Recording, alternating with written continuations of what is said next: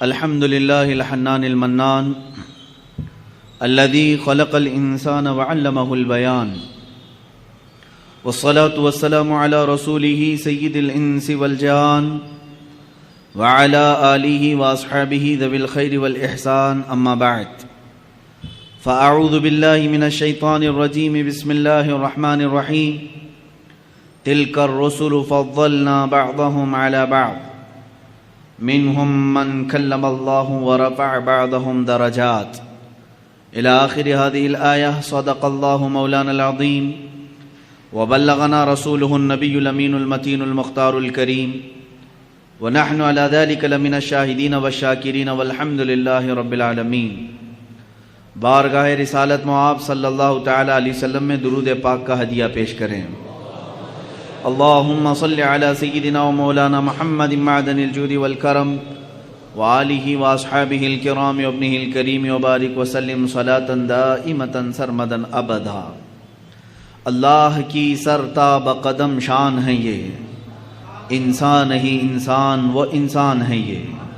قرآن تو ایمان بتاتا ہے انہیں اور ایمان یہ کہتا ہے میری جان ہے یہ.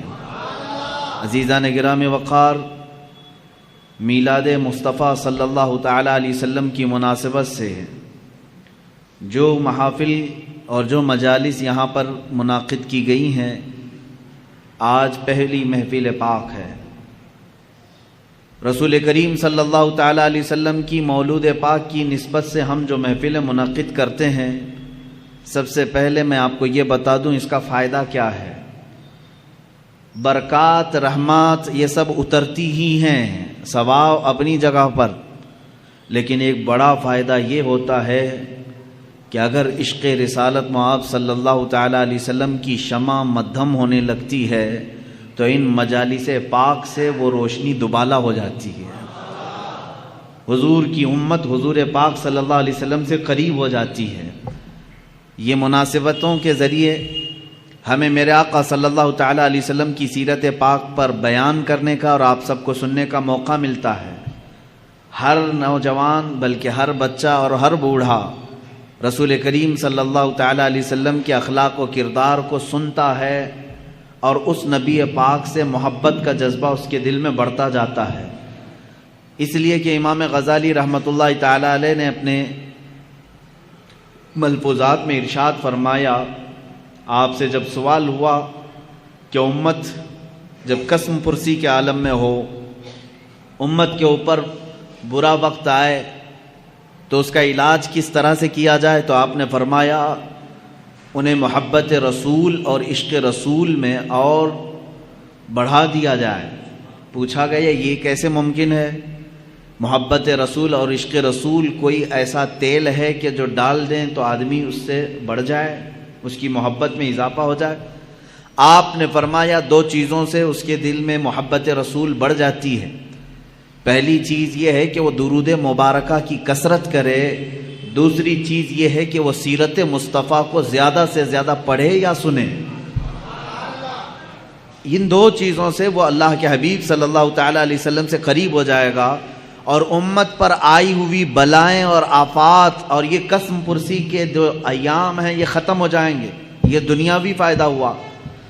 آخرت کا فائدہ یہ ہے، اللہ کے حبیب صلی اللہ تعالی علیہ وسلم کی حدیث ہے، صاف اس سے معلوم ہوتا ہے.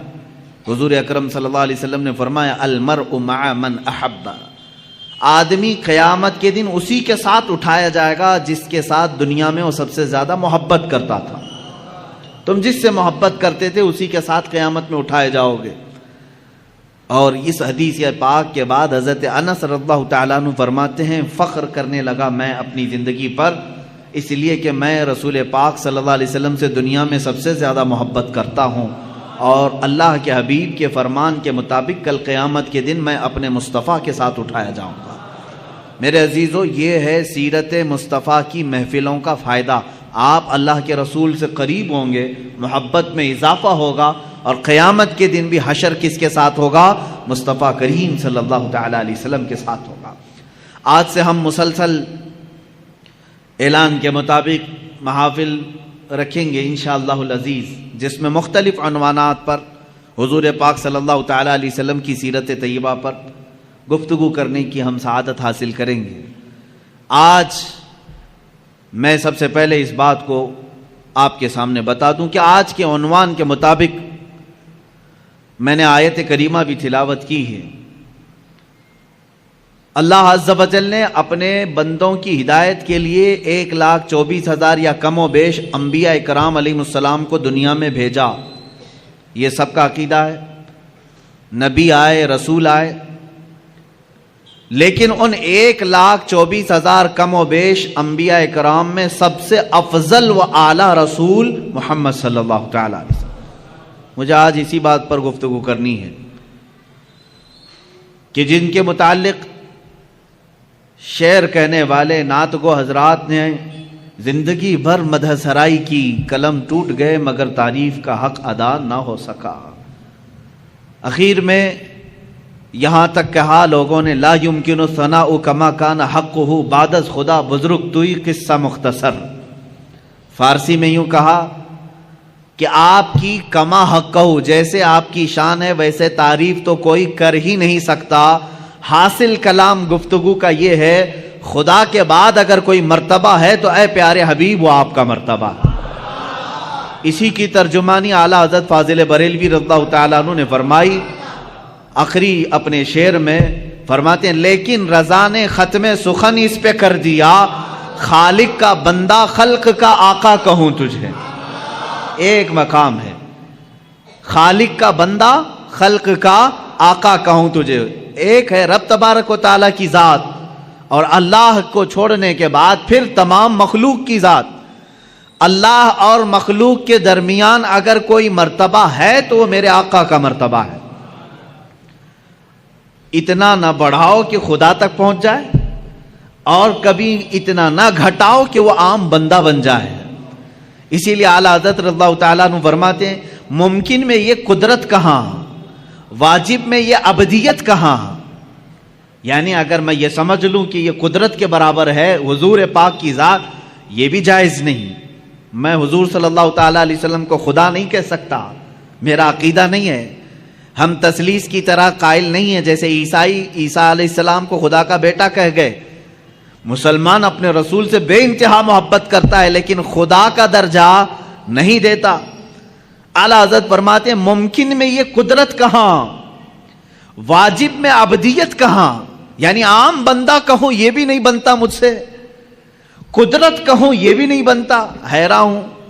یہ بھی ہے خطا، یہ بھی نہیں وہ بھی نہیں، عام بندہ بھی نہیں اور قدرت بھی نہیں۔ حق یہ کہ ہیں عبد الہ۔ اعلیٰ حضرت رضی اللہ تعالیٰ عنہ نے اس کے جواب میں ارشاد فرمایا یعنی یہ قدرت بھی نہیں ہے اور ایک عام عبد بھی نہیں ہے، اب ہے کیا؟ اس کو ایک دوسرے شعر سے میں کہتا ہوں میں مانتا ہوں اے عقل والو میرا محمد خدا نہیں ہے، میں مانتا ہوں اے عقل والو میرا محمد خدا نہیں ہے، مگر دلوں میں یہ نقش کر لو کہ وہ خدا سے جدا نہیں ہے۔ یہ ہے مقام مصطفیٰ صلی اللہ تعالی علیہ وسلم۔ ہاں ان کی طرح نہ بنو جو کہتے ہیں وہ عام بشر ہیں، اور نہ ان کی طرح بنو کہ حضور کو وہ یہ کہتے ہیں کہ جیسے مدینے میں خدا ہو کر اتر پڑا۔ ہم نہ غلو کرنے والوں میں سے ہیں اور نہ گستاخی کر کے نیچا دکھانے والوں میں سے ہے۔ ہمارا عقیدہ اہل سنت کا یہ ہے اللہ رب العزت کی ساری مخلوق میں اگر سب سے افضل کوئی انسان ہے وہ محمد رسول اللہ صلی اللہ علیہ وسلم۔ افضلیت مصطفیٰ صلی اللہ تعالی علیہ وسلم پر ایک نہیں دو نہیں بے شمار دلیلیں موجود ہیں، قرآن کی بھی حدیث کی بھی۔ قرآن کہتا ہے تلک الرسل فضلنا بعضهم علی بعض، یہ وہ رسول ہیں جن میں سے ہم نے بعض کو بعض پر فضیلت دی ہے۔ رسولوں میں بعض کو بعض پر فضیلت دی گئی ہے یا نہیں ہے؟ اللہ تعالیٰ نے چند نبیوں کا ذکر اس میں فرما دیا، جیسے اللہ تعالیٰ فرماتا ہے موسیٰ علیہ السلام سے اللہ نے بات فرمایا، ان کو کلام کرنے کا معجزہ دیا۔ وَكَلَّمَ اللَّهُ مُوسَىٰ تَكْلِيمًا، اللہ نے موسیٰ سے کلام کیا۔ عیسیٰ علیہ السلام کے متعلق فرمایا وہ روح القدس کے ذریعے سے ان کی مدد کی۔ عیسیٰ علیہ السلام کو اللہ تعالیٰ نے بعض نبیوں پر مقام بلند فرمایا. ابراہیم علیہ السلام کے متعلق قرآن کہتا ہے واتخذ اللہ ابراہیم خلیلا، اللہ نے ابراہیم کو خلیل بنایا. خلیل کس کو کہتے ہیں؟ دوست کو. خلیل کس کو کہتے ہیں؟ دوست کو کہتے ہیں. اسی طرح بعض انبیاء کرام علیہ السلام کے متعلق قرآن میں آیا ہے. اور ہم جب انبیاء کے نام لیتے ہیں تو دیکھیں میں آپ کو گناتا ہوں. سیدنا آدم صفی اللہ کہتے ہیں، اللہ کے وہ صفی ہیں. سیدنا نوح نجی اللہ کہتے ہیں، اللہ کے وہ نجی ہیں. حضرت ابراہیم علیہ السلام کے نام کے ساتھ سیدنا ابراہیم خلیل اللہ، سیدنا اسماعیل ذبیح اللہ، سیدنا موسیٰ کلیم اللہ، سیدنا داؤد خلیفۃ اللہ، سیدنا عیسیٰ روح اللہ. اللہ کے یہ کچھ نہ کچھ ہیں. کوئی اللہ کا صفی ہے، کوئی اللہ کا نجی ہے، کوئی اللہ کا خلیل ہے، کوئی اللہ کا ذبیح ہے، کوئی اللہ کا صدیق ہے، کوئی اللہ کا خلیل ہے، کوئی اللہ کا روح ہے. لیکن جب میرے آقا صلی اللہ تعالیٰ علیہ وسلم کے لیے اللہ نے فرمایا تو کیا فرمایا؟ محمد صلی اللہ تعالیٰ علیہ وسلم حبیب اللہ. یہ کیا ہے؟ اللہ کے حبیب. ایک ورڈ ایسا ہے حبیب کا جو کسی دوسرے نبی کے لیے نہیں آیا. حبیب کسے کہتے ہیں؟ خلیل دوست ہو گیا، صفی چنا ہوا، نجی شرافت میں ہے، اور دیگر انبیاء کی جو صفات ہیں وہ اپنی جگہ پر ہے. حبیب کہتے ہیں محبت کا وہ درجہ جس کو اعلیٰ حضرت رحمت اللہ تعالی علیہ نے اپنے شعر میں یوں فرمایا، میں تو مالک ہی کہوں گا کہ ہو مالک کے حبیب. میں تو مالک ہی کہوں گا آپ کو یا رسول اللہ، میں تو آپ کو مالک ہی کہوں گا کہ ہو آپ مالک کے حبیب. کیونکہ جو حبیب ہوتا ہے اور جو محب ہوتا ہے دونوں کے درمیان کیا معاملہ ہوتا ہے؟ مثال کے طور پر میں اگر کسی سے محبت کر رہا ہوں تو محبت کا تقاضا یہ ہے کہ یہ میرا موبائل ہے، یہ میرا ہے. لیکن جب میرا حبیب سامنے ہوگا تب میں یہ نہیں کہوں گا یہ میرا ہے. یہاں میرا تیرا نہیں ہوتا. جو میرا ہے وہ اس کا ہے، جو اس کا ہے وہ میرا ہے. حبیب میں یہ نسبت ہوتی ہے، خلیل میں نہیں، صدیق میں نہیں. حبیب میں یہ نسبت ہوتی ہے جو میرا ہے وہ میرے حبیب کا ہے، اور جو حبیب کا ہے وہ میرا ہے. اب اعلیٰ حضرت کا شعر پڑھو تو سمجھ میں بھی آئے اور مزہ بھی آئے. فرماتے ہیں میں تو مالک ہی کہوں گا یا رسول اللہ کہ ہو آپ مالک کے حبیب، یعنی محبوب و محب میں نہیں میرا تیرا. محبوب و محب میں نہیں میرا تیرا. اس میں میرا تیرا نہیں ہوتا. تو جہاں حبیب کی بات آتی ہے وہاں میرا اور تیرا نہیں ہوتا. عزیزان گرامی وقار، حضور پاک صلی اللہ تعالی علیہ وسلم کی افضلیت اس سے ہے کہ آپ کو صرف مخلوق میں یعنی عام انسانوں میں افضل اللہ نے نہیں بنایا، بلکہ انبیاء کرام علیہ السلام میں بھی افضل بنایا. اتنا ہی نہیں بلکہ رسول اعظام اور فرشتگان جو اللہ کے مقرب فرشتے ہیں ان سے بھی افضل بنایا. حضور صلی اللہ تعالی علیہ وسلم کو ان سے بھی افضل بنایا. یہ باقی رہے مخلوقات، جنات ہوں، حیوانات ہوں، یہ تمام چیزیں اپنی جگہ پر، لیکن اللہ کے جو مقرب فرشتے ہیں، جو حاملان عرش ہیں، اللہ کے عرش کو اٹھائے ہوئے ہیں، جو نبیوں تک پیغام لانے والے ہیں، جو پورے کائنات کے لیے آسمان سے بارشیں برسانے اور پانی پہنچانے کا نظام سنبھالتے، ان تمام ملائکہ سے اللہ تعالیٰ نے اپنے نبی کو مکرم بنایا، معظم پیدا فرمایا، افضل بنایا ہے. اس کی کئی دلیلیں اور کئی مثالیں میں آپ کو بتا دوں. حضور پاک صلی اللہ تعالی علیہ وسلم کی افضلیت دیکھیں. اعلیٰ حضرت رحمۃ اللہ تعالی علیہ کے اشعار یہاں پر ہمیں بار بار یاد آتے ہیں. وہ جہنم میں گیا جو ان سے مستغنی ہوا. مستغنی کہتے ہیں جو یہ کہے نہیں مجھے رسول کی کوئی ضرورت نہیں، مستغنی کہتے ہیں. اس کو کہتے ہیں جو یہ کہے بے نیاز ہوں میں. وہ جہنم میں گیا جو ان سے مستغنی ہوا ہے خلیل اللہ کو حاجت رسول اللہ کی. انبیاء کرام علیہ السلام کو رسول اللہ کی حاجت رہی ہے. کیسے؟ اب شروع سے چلتا ہوں میں. سب سے پہلے انسان، سب سے پہلے نبی، سب سے پہلے رسول آدم علیہ الصلاۃ والتسلیم ہے. جب آدم علیہ الصلاۃ والتسلیم کی پیدائش ہوئی ولادت ہوئی. تو جانتے ہیں آپ ولادت کے احوال اور قوائف پڑھیں تو تفاسیر میں یہ بات ملتی ہے کہ زمین سے مختلف علاقوں کی مٹی لائی گئی, فرشتوں نے لا کر کے گوندھا, جنت کے پانی سے اسے گوندھا گیا اور اس کے بعد ایک شکل بنائی گئی.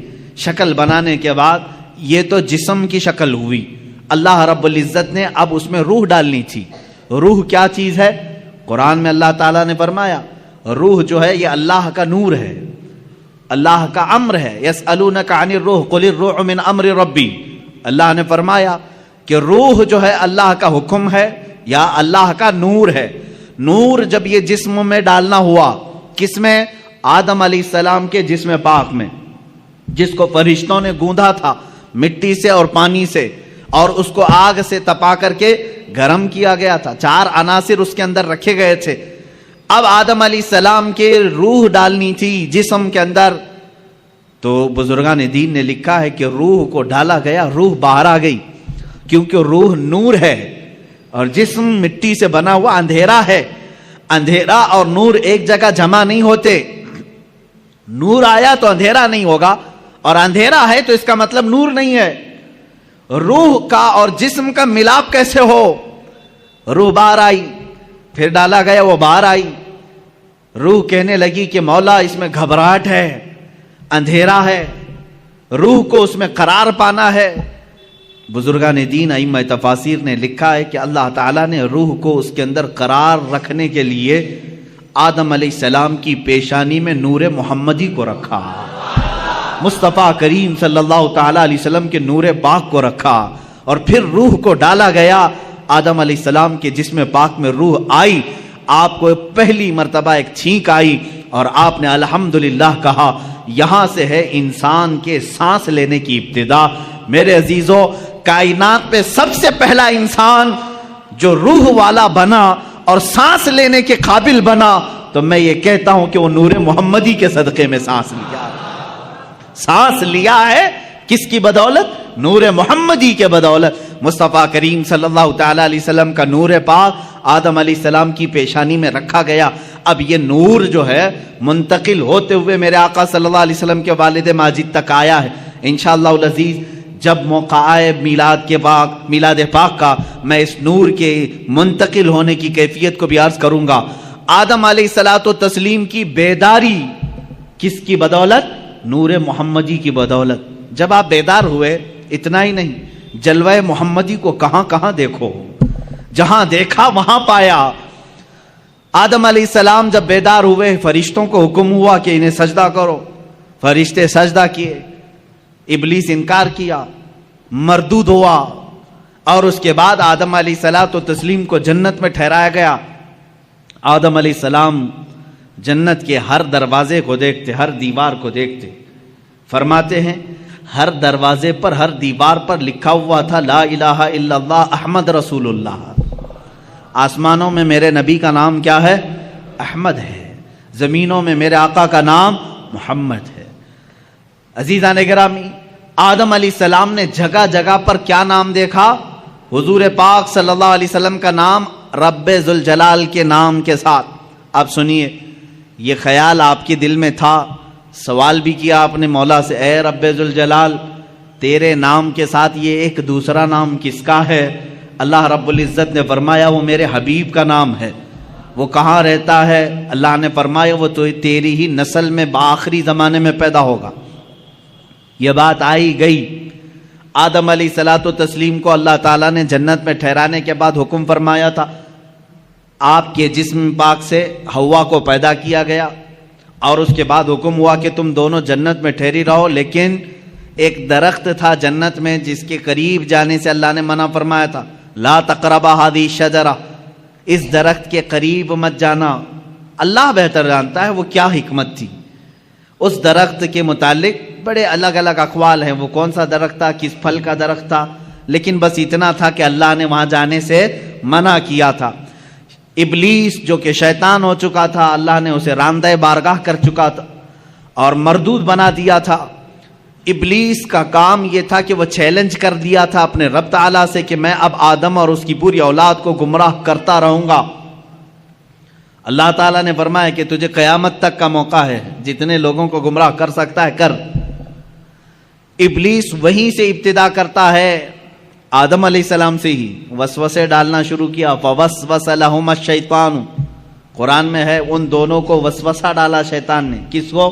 آدم علیہ السلام اور حضرت حوا کو، ہماری ماں کو اور ہمارے باپ کو وسوسہ ڈالا، یہ کہہ کر کے کہ تمہیں معلوم ہے اس درخت کے قریب جانے سے کیوں منع کیا ہے تمہیں اللہ نے؟ انہوں نے پوچھا کیوں؟ کہا اگر تم یہ درخت کا پھل کھا لو گے الا ان تکونا ملکین او تکونا من الخالدین، اس نے کہا کہ اگر تم یہ پھل کھا لو گے تو یا تو بڑے معزز فرشتے بن جاؤ گے یا تو ہمیشہ جنت میں ہی رہو گے، اور جو نہیں کھاتا وہ جنت سے نکل جائے گا۔ ان کو ایسا لگا کہ جنت چھوڑنا نہیں چاہیے۔ تو ہو سکتا ہے انبیاء کرام علیہ السلام کی بات ہے، میں بڑے ادب سے یہاں کہوں گا، آدم علیہ السلام اور حضرت بی بی حوا کے درمیان بات چیت ہوئی، آخر کار وہ پھل کھا لیے، قریب بھی گئے، پھل کھا بھی لیے، اور اللہ رب العزت کا عتاب ہوا۔ اللہ نے فرمایا اب اترو، تم زمین پر جاؤ۔ زمین پر اتار دیا گیا، دونوں کو الگ الگ اتارا گیا۔ حضرت آدم علیہ السلام کو اللہ تعالیٰ نے سرندیب پہاڑ پر اتارا، بی بی حوا کو جدہ میں عرب کے علاقے میں اتارا، دونوں الگ الگ زندگی گزارتے رہے۔ لیکن آدم علیہ الصلوۃ والتسلیم کو اس پھل کے کھانے پر افسوس رہا، روتے رہے، توبہ کرتے رہے، بار الہ تو نے منع کیا تھا میں کھا لیا، تو مجھے معاف کر۔ آدم علیہ السلام سب سے زیادہ رونے والوں میں شمار ہوتے ہیں، اتنا روئے تھے کہ تقریباً 300 سال کا عرصہ گزر گیا تھا۔ آدم علیہ الصلوۃ والتسلیم نے بے انتہا آہو بکا کی اللہ کی بارگاہ میں۔ اب مجھے جو بات عرض کرنی ہے یہ پورے واقعے میں وہ اب حاصل کلام یہ ہے، آدم علیہ الصلوۃ والتسلیم 300 سال روتے رہے، جنت میں رہے، جنت سے اترے، زمین پر آئے، 300 سال رہے، روتے رہے، اللہ کی طرف سے کوئی پیغام نہیں، توبہ قبول ہوئی نہیں ہوئی اس کے متعلق کوئی اشارہ نہیں۔ 300 سال کے بعد خود اللہ قرآن میں فرماتا ہے ہم نے آدم کے دل میں ایک بات ڈال دی۔ وہ بات کیا تھی؟ فَتَلَقَّى آدَمُ مِن رَبِّهِ كَلِمَاتٍ، اللہ نے اپنے آدم علیہ السلام نے اپنے رب سے کچھ کلمات سیکھ لیے۔ وہ کلمات کیا تھے؟ آدم علیہ الصلوۃ والتسلیم 300 سال پہلے کی بات یاد کرنے لگے، جب اللہ نے میرے جسم میں روح ڈالی اور روح سے میں بیدار ہوا، جنت کی ہر کھڑکی ہر دروازے پر میں نے ایک نام دیکھا تھا میرے خدا کے نام کے ساتھ، یہ بات یاد آئی، وہی کلمہ یاد آیا، وہی کلمہ یاد آیا جو جنت کی ہر در و دیوار پر لکھا ہوا تھا۔ تب آپ نے عرض کیا اے مولا جس کا نام تو نے اپنے نام پاک کے ساتھ لکھا ہے، اگر وہ تیرا محبوب ہے تو اس کی بدولت میری توبہ کو قبول فرما لے۔ اللہ رب العزت نے فوراً جبرائیل امین کو بھیجا اور فرمایا فتاب علیہ، اللہ نے تمہاری توبہ قبول کر لی۔ اللہ توبہ کے قبول ہونے میں اتنی سرعت، اتنی جلدی، اتنی تیزی اگر کسی نام کی وجہ سے ہے تو محمد عربی صلی اللہ علیہ وسلم کی۔ قرآن نے یہی کہا ہے اگر اے مومنو اگر تم اپنی جانوں پر ظلم کر لو، گناہ ہو جائے تو کہاں آؤ؟ قرآن میں ہے مسجد میں آؤ نہیں، کعبے میں آؤ نہیں، اے مومنو تم میرے رسول کے پاس آؤ، جاؤکا، اے رسول یہ تمہارے پاس آ جائیں، اور اگر آپ ان کے لیے سفارش کر دیں تو اللہ ان کی توبہ قبول کرے گا۔ اب اندازہ کریں آدم علیہ الصلوۃ والتسلیم کی توبہ قبول ہوئی، برکت کس کی تھی؟ محمد عربی صلی اللہ علیہ وسلم کی۔ مصطفیٰ کریم صلی اللہ تعالی علیہ وسلم کا نام پاک آپ نے لیا اور دعا قبول ہوئی۔ اب سنیے ایک اور مزے کی بات، بعض روایات میں یہ بات ملتی ہے کہ آدم علیہ السلام خوش ہوئے، جبرائیل آئے جنت سے پیغام لے کر، اللہ تعالیٰ نے آپ کی توبہ قبول فرمائی۔ آدم علیہ السلام نے کہا وہ نام اتنی برکت والا، وہ نام اتنی عظمت والا، وہ نام اللہ رب العزت کی بارگاہ میں اتنے مقام و مرتبے والا، اے مولا اس نام پاک کی ذات اور اس کی ہستی کا ایک بار مجھے بھی تو دیدار کرا دے، ایک بار مجھے دیدار کرا دے۔ جو لوگ یہ کہیں کہ حضور پاک صلی اللہ علیہ وسلم کو 40 سال کے بعد نبوت ملی تھی، وہ یہ بات سنیں، ابھی دنیا وجود میں ہی نہیں آئی، کوئی بچے نہیں ہوئے آدم علیہ السلام کے، تب آدم علیہ السلام عرض کر رہے مولا اس شکل محمدی کو میں دیکھنا چاہتا ہوں جس کی بدولت میری دعا قبول ہوئی۔ اللہ تبارک و تعالیٰ نے آدم علیہ السلام سے فرمایا کہ تم اپنے دونوں انگوٹھوں کے ناخنوں میں دیکھو. یہ بیان کیا ہے کہ دونوں انگوٹھوں کے ناخنوں میں آپ نے دیکھا حضور پاک صلی اللہ تعالیٰ علیہ وسلم کا نور پاک ان کے انگوٹھوں میں رکھا گیا. آدم علیہ السلام نے بڑھ کر کے اس کو چوما اور اپنی آنکھوں سے لگا لیا. یہ ہمارا بھی آج طریقہ ہے. ظاہر سی بات ہے اصلی اولاد وہی ہے جو اپنے باپ کے طریقے پہ چلتی ہے. محمد صلی اللہ تعالیٰ علیہ وسلم. ہم کس کے طریقے پر چل رہے ہیں؟ باپ کے طریقے پر چل رہے ہیں. جو باپ کا نہ ہو اسے تکلیف ہو. ہم آدم علیہ السلام کی آل میں ہیں، اولاد میں ہیں، ہم اپنے باپ کے طریقے پر چل رہے ہیں. عزیزان گرامی وقار، مجھے یہاں پر افضلیت مصطفیٰ عرض کرنی ہے. میرے آقا صلی اللہ تعالیٰ علیہ وسلم کی بات میں کمپیر اور موازنہ کر کے نہیں دکھا سکتا، کیونکہ حضور صلی اللہ علیہ وسلم نے فرمایا اس طرح نہ کرو کہ ایک نبی کو گراؤ دوسرے نبی کو بڑھاؤ. سارے انبیاء کرام علیہ السلام نبوت اور رسالت میں برابر ہیں، لیکن کچھ خصوصیتیں اللہ نے ان کو عطا کی ہیں. اس کا مطلب یہ نہیں کہ ہم کسی بھی دوسرے نبی کی توہین کریں گے، ہرگز نہیں. ہر نبی کا اپنا مقام ہے، ہر نبی کا اپنا ایک مقام و مرتبہ ہے، لیکن میرے مصطفیٰ صلی اللہ علیہ وسلم کی شان پاک الگ ہے. اعلیٰ حضرت فاضل بریلوی رحمۃ اللہ تعالیٰ علیہ نے فرمایا ہے خدا کی رضا چاہتے ہیں دو عالم. ساری دنیا کس کی رضا چاہتی ہے؟ آپ کیا کہتے ہو، کیا چاہتے ہو؟ اللہ ہم سے راضی ہو جائے. کون نہیں کہتا؟ انبیاء کہہ رہے ہیں اللہ راضی ہو جائے، اولیاء کہہ رہے ہیں اللہ راضی ہو جائے، جنات کہہ رہے ہیں اللہ راضی ہو جائے، فرشتے کہہ رہے ہیں اللہ راضی ہو جائے، حتیٰ کہ نباتات حیوانات سارے یہ کہتے ہیں اللہ راضی ہو جائے. خدا کی رضا چاہتے ہیں دو عالم، خدا چاہتا ہے رضائے محمد. یہ ہے میرے آقا کا مقام، خدا چاہتا ہے رضائے محمد. اب دیکھیں حضور پاک صلی اللہ تعالیٰ علیہ وسلم کی افضلیت پاک. حضرت بی بی رابعہ بصریہ رضی اللہ تعالیٰ عنہ سے پوچھا گیا قرآن میں کوئی ایسی آیت جو پوری امت کے لیے بہت حوصلے والی ہو، کون سی ہے؟ بعض لوگ یہ کہتے ہیں اللہ نے فرمایا لا تقنطوا من رحمت اللہ، تم اللہ کی رحمت سے نا امید مت ہو. فَإِنَّهُ يَغْفِرُ الذُّنُوبَ جَمِيعًا إِنَّ اللَّهَ يَغْفِرُ الذُّنُوبَ جَمِيعًا. اللہ بے شک سارے گناہوں کو معاف کرے گا. آیت ہے کہ نہیں حوصلہ دلانے والی؟ اللہ نے فرمایا اے لوگو اللہ کی رحمت سے نا امید مایوس نہ ہو، اللہ سارے گناہوں کو معاف کرے گا. بعض لوگ یہی کہتے ہیں یہ آیت ہے حوصلہ دلانے والی، بہت حوصلہ ہے. لیکن حضرت رابعہ بصریہ فرماتی ہے نہیں، میں سمجھتی ہوں ایک دوسری آیت ہے. پوچھا گیا وہ کون سی ہے؟ کہا سورہ والضحیٰ میں ہے.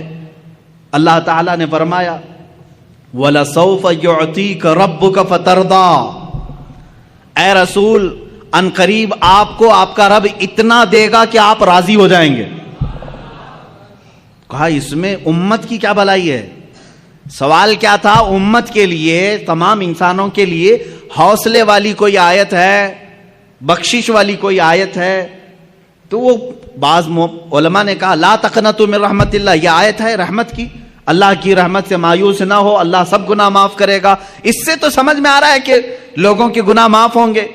لیکن رابعہ بصریہ فرما رہی ہیں نہیں، آیت یہ ہے رسول کو اللہ فرما رہا ہے اے رسول آپ کو اللہ اتنا دے دے گا کہ ان قریب آپ کو اتنا دے گا کہ آپ راضی ہو جائیں گے. تو اس میں تو رسول کی رضا کی بات ہے، یہاں تمام انسانوں کا کیا بھلا ہے؟ حضرت رابعہ بصریہ فرماتی ہیں اس لیے کہ ہمیں معلوم ہے رسول اس وقت تک راضی نہیں ہوں گے جب تک سب کی بخشش نہ ہو جائے. جب تک سارے ایمان والوں کی بخشش نہ ہو جائے تب تک رسول راضی نہ ہوں گے. یہ سب سے بڑی آیت رحمت ہے کہ رسول کی رضا جب تک نہ ہوگی اللہ دیتا رہے گا، دیتا رہے گا. عزیزان گرامی، افضلیت مصطفیٰ صلی اللہ تعالیٰ علیہ وسلم، انبیاء کرام کو جو مقامات ملے وہ اپنی جگہ پر ہے. اس لیے کہ شاعر نے کہا ہے کہ حسن یوسف دم عیسیٰ ید بیضاداری، آنچے ہمہ خوباں دارند تو تنہا داری. یا رسول اللہ صلی اللہ علیہ وسلم، یوسف کا حسن بھی آپ کے اندر ہے، عیسیٰ علیہ السلام کی قوت و طاقت جو آپ مردوں کو زندہ کرتے تھے، آقا آپ کے اندر وہ بھی جمال ہے. حسن یوسف، دم عیسیٰ، ید بیضا، عیسیٰ علیہ السلام کی قوت اور موسیٰ علیہ السلام کے معجزوں کا کمال بھی آپ کے اندر ہے. آنچ ہما خوباں دارند، یہ سارے نبی جتنے معجزے رکھتے تھے، یا رسول اللہ تو تنہا داری، آپ کے اکیلے کے اندر وہ سب موجود تھے. وہ ساری چیزیں اللہ نے آپ کو انعام میں عطا کی. میں تفصیل سے اگر بتاتا چلوں تو سارے معجزات ایک الگ عنوان ہے. انشاءاللہ 12 روز کے اندر معجزات مصطفیٰ بھی میں عرض کروں گا. لیکن اولیاء انبیاء اکرام علیہ السلام میں افضلیت جس رسول کو حاصل ہے وہ میرے آقا صلی اللہ علیہ وسلم کی شان. دیکھیں اللہ تبارک و تعالیٰ نے حضور اکرم صلی اللہ تعالیٰ علیہ وسلم کو اولین کا بھی سردار بنایا، آخرین کا بھی سردار بنایا. خود میرے آقا فرماتے ہیں انا سید الاولین والآخرین، میں اولین کا بھی سردار ہوں، آخرین کا بھی سردار ہوں. اور یہی سرداری ہی تو ہے. سب سے بڑی افضلیت کہاں ثابت ہوتی ہے؟ اس وقت جب اللہ رب العزت معراج میں اپنے حبیب کو بلا رہا ہے. ایک طرف لن ترانی ہے، ایک طرف لن ترانی. لن ترانی قرآن میں آئی ہوئی آیت میں بتا رہا ہوں. موسیٰ علیہ السلام اللہ رب العزت کی بارگاہ میں بار بار یوں عرض کر رہے تھے ربی ارینی، اے اللہ تو مجھے اپنا جلوہ دکھا دے، اے اللہ تو مجھے اپنا دیدار کرا دے. اللہ فرماتا ہے لن ترانی، اے موسیٰ تو ہرگز مجھے نہیں دیکھ سکے گا. لن عربی میں تاکید کے لیے آتا ہے، نفی تاکید، کہ تم ہرگز نہیں دیکھ سکو گے. کس کو کہا جا رہا ہے؟ موسیٰ علیہ السلام.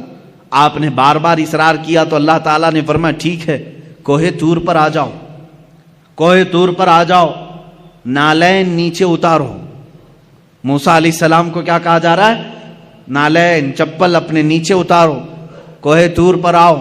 اور اللہ رب العزت اپنی پوری ذات نہیں، اپنی ایک تجلی کا اظہار تم پر کرے گا. اگر دیکھ سکو تو دیکھ لو، اس کے بعد دوسری منزلیں ہوں گی. قرآن کی آیت ہے 9 پارے کی. اللہ فرماتا فلما تجلی ربہ للجبل جعلہ دکا وخر موسیٰ صعقا. اللہ تعالیٰ نے حکم فرمایا موسیٰ سامنے والے پہاڑ کی طرف دیکھتے رہو، اس درخت کی طرف جو پہاڑ کے اوپر ہے. اس درخت پر اللہ رب العزت نے اپنے جمال کی، جلال کی تجلیات میں سے سوئی کے ناکے سے بھی کم، سوئی کا ناکا ہوتا کتنا ہے؟ بہت چھوٹا سا، سوئی کی انی، اس سے بھی کم حصہ اپنی تجلی کا، اپنی نور کا ظاہر فرمایا. قرآن کہتا ہے جعلہ دکا، پورا پہاڑ زلزلہ میں تبدیل ہوا، زلزلے میں آ گیا، پورا پہاڑ جل گیا. وخر موسیٰ صعقا، اور غش کھا کر کے موسیٰ علیہ السلام زمین پر گر گئے، غش کھا گئے، دیکھ نہیں سکے. کس چیز کو؟ جو سوئی کے ناکے کے برابر رب ذوالجلال کی تجلی تھی. فلما افاق قال سبحانک تبت الیک. جب انہیں ہوش، جب وہ بیدار ہوئے، موسیٰ علیہ السلام نے کہا اے اللہ تیری بلندی ہو، تیری پاکی ہو، میں رجوع کرتا ہوں اپنی اس بات سے جو پہلے کہہ رہا تھا کہ اللہ تو مجھے دکھا دے. پھر دوبارہ انہوں نے یہ بات نہیں کہی کہ اے اللہ تو مجھے دکھا دے، اے اللہ تو مجھے اپنا دیدار کرا دے. یہ تو موسیٰ علیہ الصلوۃ والتسلیم کی شان ہے، کیونکہ اللہ تعالیٰ نے فرمایا کسی بشر میں یہ طاقت نہیں کہ وہ براہ راست اپنے رب کو دیکھ سکے. کسی بشر کے اندر یہ آنکھیں دی نہیں گئیں کہ وہ براہ راست اپنے پیدا کرنے والے خالق کو دیکھ سکے. لیکن یہی معاملہ جب میرے آقا کے ساتھ ہوا، 26 رجب المرجب ہے، اللہ کے حبیب صلی اللہ تعالیٰ علیہ وسلم اپنے دولت قدے پر حضرت ام ہانی کے گھر پر آرام فرما رہے ہیں. جبرائیل امین آئے اور آ کر کے میرے آقا صلی اللہ تعالیٰ علیہ وسلم کو بیدار کر رہے ہیں. تو بیداری کا طریقہ بھی بتایا گیا ہے. انہوں نے اپنی پیشانی حضور کے تلووں سے لگائی، ٹھنڈک سے آپ بیدار ہوئے. پوچھا جبرائیل اس وقت آنا کس بات کا ہے؟ جبرائیل نے کہا اللہ تعالیٰ آپ کو آسمانوں کی سیر کرانا چاہتا ہے، جنت، دوزخ، عرش، کرسی، لوح و قلم کے دیدار کرانا چاہتا ہے. اے رسول گرامی وقار، آج آپ کی معراج کا وقت ہے، آپ کی معراج کی شب ہے، اللہ تعالیٰ آپ کو اپنی زیارت کرانا چاہتا ہے. حضرت جبرائیل امین نے جب یہ کہا، حضور اکرم صلی اللہ تعالیٰ علیہ وسلم اٹھے، بیدار ہوئے اور وہاں سے مسجد حرم شریف تشریف لے گئے. براق آپ ہی کے لیے بنائی گئی سواری، اس پر اس سے پہلے نہ کوئی سوار ہوا، نہ ان کے بعد کوئی سوار ہوا. یہ حضور کی خصوصیات میں سے ہے. براق کی تیز رفتاری ایسی تھی جہاں تک ایک نگاہ پہنچتی ہے وہاں اس کا پہلا قدم ہوتا تھا. براق کی تیز رفتاری.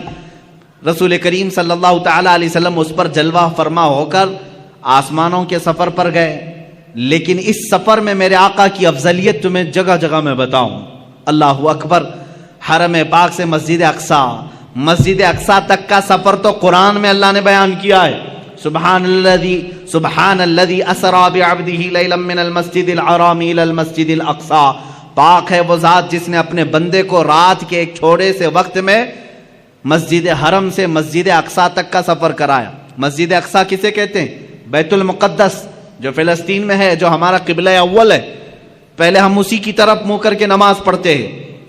حضور پاک صلی اللہ تعالی علیہ وسلم مسجد اقصی گئے تو سفر کے درمیان یہاں مسجد اقصی آنے کا کیا مطلب ہے, کیا وجہ ہے؟ یہاں آئے حضور پاک صلی اللہ تعالی علیہ وسلم تو دیکھا آپ تنہا نہیں تھے.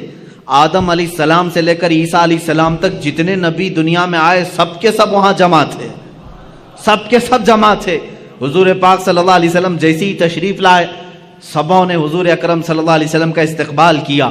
اللہ کے حبیب صلی اللہ تعالی علیہ وسلم پیدا ہونے کے اعتبار سے سب سے آخری زمانے میں آئے ہیں, لیکن جب مسجد اقصی میں گزر رہے تھے تو سب سے آگے مصلی پر آپ تشریف فرما تھے. سب سے پہلے آپ مصلی پر تشریف لے گئے. آپ نے انبیاء کرام علیہ السلام کی امامت فرمائی. اب یہ ایک الگ نماز ہے, جبکہ نماز تو معراج کے بعد ہم کو ملی. وہ نماز انبیاء کی مخصوص نماز تھی, وہ تو صرف میرے آقا کی امامت دکھانی مقصود تھی.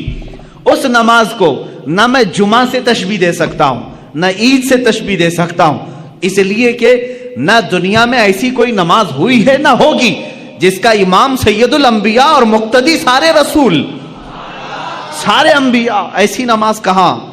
وہ خود اپنی اپنی شریعتوں کے مالک, اپنی اپنی امتوں کے آقا, لیکن آج میرے نبی کی اقتدا میں مقتدی بنے ہوئے تھے.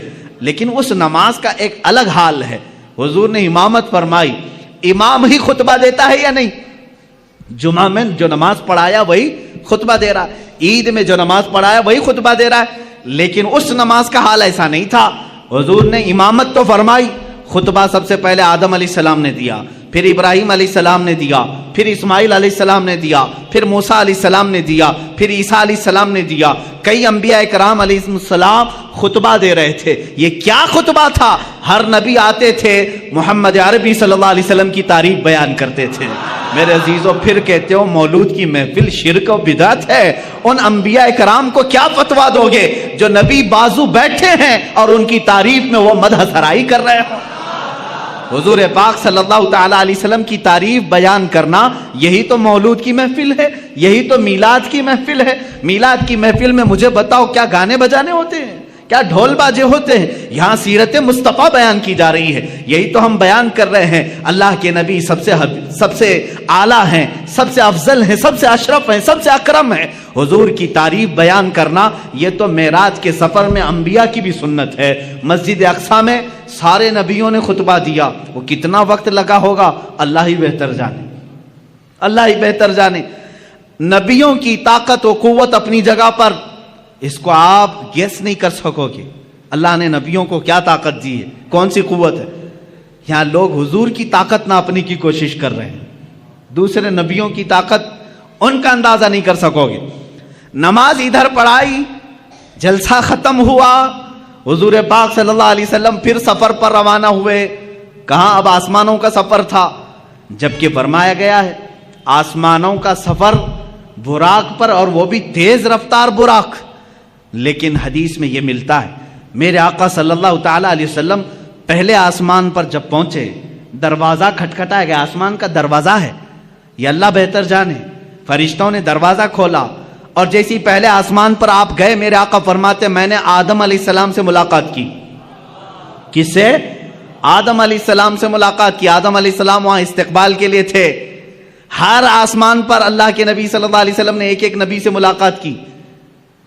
حضرت یوسف علیہ السلام سے, حضرت عیسیٰ علیہ السلام سے, ساتویں آسمان پر حضرت ابراہیم علیہ السلام تھے.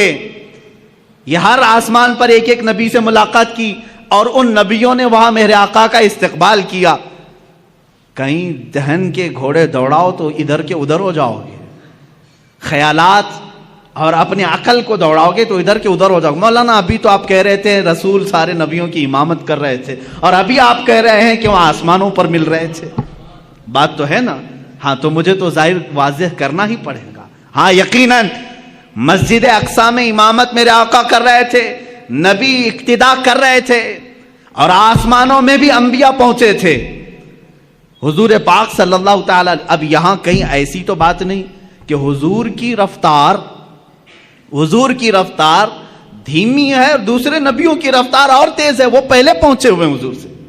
یہ خیال آئے گا, کوئی یہ سوال کرے گا دوسرے رسول تو میرے نبی سے پہلے پہنچ گئے تھے آسمانوں پر, حضور تو بعد میں آئے. میرے عزیز, یہ سفر کو تمہیں سمجھنا ہوگا. یہ سفر عام سفر نہیں ہے, عام سفر نہیں ہے. یہ سفر ایسا ہی ہے جیسا کوئی دولہا اپنے گھر سے نکلتا ہے. دولہا جب اپنے گھر سے نکلتا ہے, کیونکہ ہم نے شروع سے دیکھا ہے اس سفر کو. دیکھتے ہیں آپ, جیسے ہی آپ دولہا بنے, ہمارے یہاں گھوڑوں اور گھوڑیوں کا رواج تو ہے نہیں. یو پی وغیرہ میں آپ جائیں گے تو آج بھی دولہے گھوڑی پر بیٹھتے ہیں سنور کر کے. ہاں آپ وہ گھوڑی پر بیٹھتے ہیں اور آپ یہاں گاڑی پر بیٹھتے ہیں, بات ایک ہی ہے. جیسے ہی دولہا سج کر سنور کر تیار ہو کر گھر سے نکلتا ہے, ماں باپ ہوتے ہیں, رشتہ دار ہوتے ہیں, کھڑے رہتے ہیں, بھائی بہن.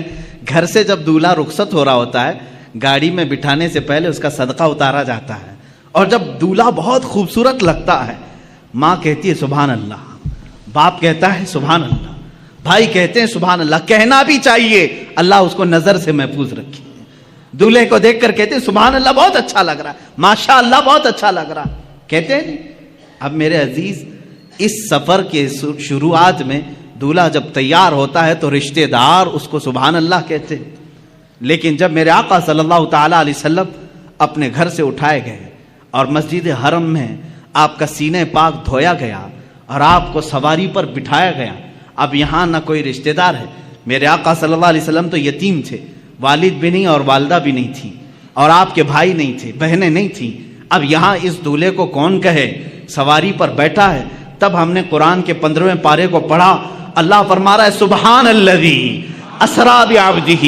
یہ پارا ہی یہاں سے شروع ہوتا ہے, کوئی اور نہیں کہے گا محبوب, تمہارا خدا کہے گا سبحان اللہ. پاک ہے وہ ذات جس نے تمہیں سوار کرایا ہے. یہ اور شان ہے میرے مصطفیٰ کی. ہم گاڑی پر گھوڑے پر بیٹھیں, رشتہ دار سبحان اللہ کہیں, میرا نبی اگر سواری پر بیٹھے تو اللہ سبحان کہے, ان کا خالق خود کہے سبحان الذی. یہ سفر جو ہے باراتی اور دولہوں کا ہے. کبھی آپ نہیں دیکھتے کہ یہاں پر بھائی بہن سب تو دیکھ رہے تھے گاڑی پر بیٹھنے کے بعد, لیکن جب دولہا حال میں پہنچا ہے تو وہاں دیکھا یہی بھائی یہی بہنیں سب پہلے سے پہنچے ہوئے ہیں. کیوں؟ اس لیے کہ دولہے کا استقبال کرنا ہے. یہ سفر دولہے کا استقبالی سفر ہے. یہی میرے عزیزو, جب میرے آقا معراج کے سفر میں تھے, یہاں امامت تو کی مسجد اقصی میں, خطبے تو سب کے سنے, لیکن جب آسمانوں پر پہنچنا تھا تو حضور کا جو گھوڑا تھا براق ہے, وہ دھیمی رفتار سے چل رہا تھا جیسے دولہے کی سواری چلتی ہے. اور انبیاء پہلے سے پہنچے ہوئے تھے, اس لیے نہیں کہ وہ نبی سے زیادہ رفتار رکھتے ہیں, اس لیے پہنچے تھے کہ دولہے کا انہیں استقبال کرنا تھا.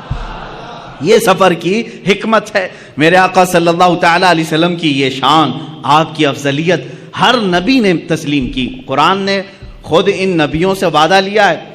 عزیزان گرامی وقار, اسی سفر میں آپ کو یہ بھی بتا دوں, اللہ کے حبیب صلی اللہ تعالی علیہ وسلم آسمانوں کا سفر کیے, جنت آپ کو دکھائی گئی, دوزخ کے نظارے کروائے گئے, اور اس کے بعد ایک مقام ایسا آیا سدرہ کے بعد, جبرائیل امین نے کہا اب جائیں, آپ کا سفر ہے. جہاں سے جبرائیل کا بھی سفر نہیں تھا, رسول کریم صلی اللہ علیہ وسلم وہ پہلے شخص ہیں جنہوں نے سدرہ کے آگے کا سفر کیا. حضور پاک صلی اللہ تعالی علیہ وسلم جس جگہ گئے اس کو کہتے ہیں لامکاں.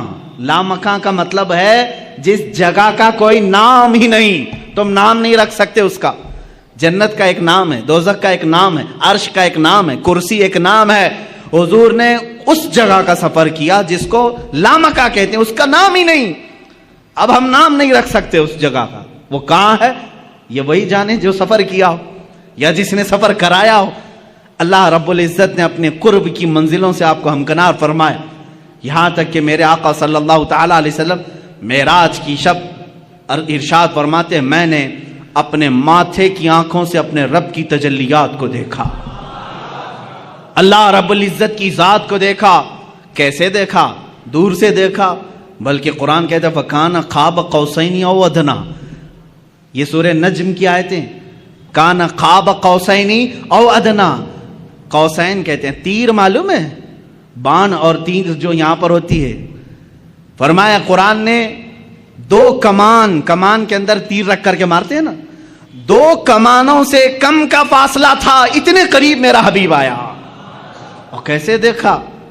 موسیٰ علیہ السلام نے کوہ طور پر جو دیکھا وہ بہت چھوٹی سی تجلی تھی، اور کیسے ابھی پورا دیکھ ہی نہیں پائے تھے، پلک جھپک رہے تھے، تبھی غش کھا کر گرے۔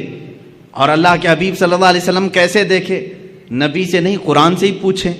سورہ نجم میں اللہ فرماتا ہے ما زاغ البصر وما طغى، ایسا دیکھا حبیب نے کہ نہ کبھی آنکھ جھپکی نہ پلٹی، اپنے رب کو دیکھتے رہے۔ لقد رأى من آیات ربہ الکبریٰ، اپنے رب کی نشانیوں کو دیکھتے رہے جیسے پوری آنکھیں کھلی رکھ کر کے کوئی دیکھتا ہے۔ کون یہ؟ کس نے دیکھا؟ یہ موسیٰ سے پوچھے کوئی، کس نے دیکھا؟ یہ موسیٰ سے پوچھے کوئی، آنکھ والوں کی ہمت پہ لاکھوں سلام۔ اسی لیے میرے اعلیٰ حضرت نے فرمایا ہے اب رسول پاک صلی اللہ تعالی علیہ وسلم نے ذات خداوندی کو اپنے ماتھے کی آنکھوں سے دیکھا تھا۔ اب یہاں موسیٰ علیہ السلام کے دربار میں پھر آتا ہوں۔ موسیٰ علیہ السلام نے بہت چھوٹی تجلی دیکھی، لیکن کمال اتنی تجلی دیکھنے کے بعد بھی یہ کمال تھا کہ روایات یہ بتاتی ہیں موسیٰ علیہ السلام کی اب آنکھ میں آنکھ ڈال کر کے کوئی دیکھ نہیں سکتا تھا، اتنا جلال تھا، اتنا جلال تھا۔ اور موسیٰ علیہ السلام فرماتے ہیں رات کے اندھیرے میں 3 میل دور، 3 میل کا مطلب وہ 4.5 کلومیٹر، 4.5 کلومیٹر دور تک اگر کسی پتھر پر کوئی کالی چیونٹی چل رہی ہو، موسیٰ علیہ السلام فرماتے ہیں میں اس کو آرام سے دیکھ سکتا ہوں۔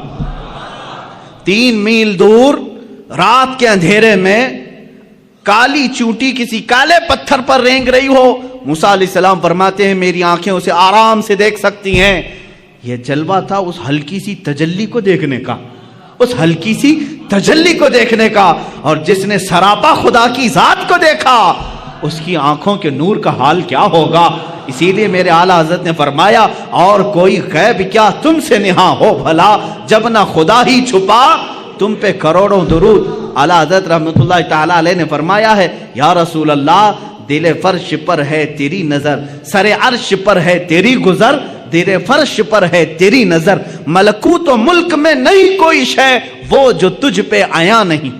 کون سی ایسی چیز ہے جو رسول پاک سے چھپی ہوئی ہے؟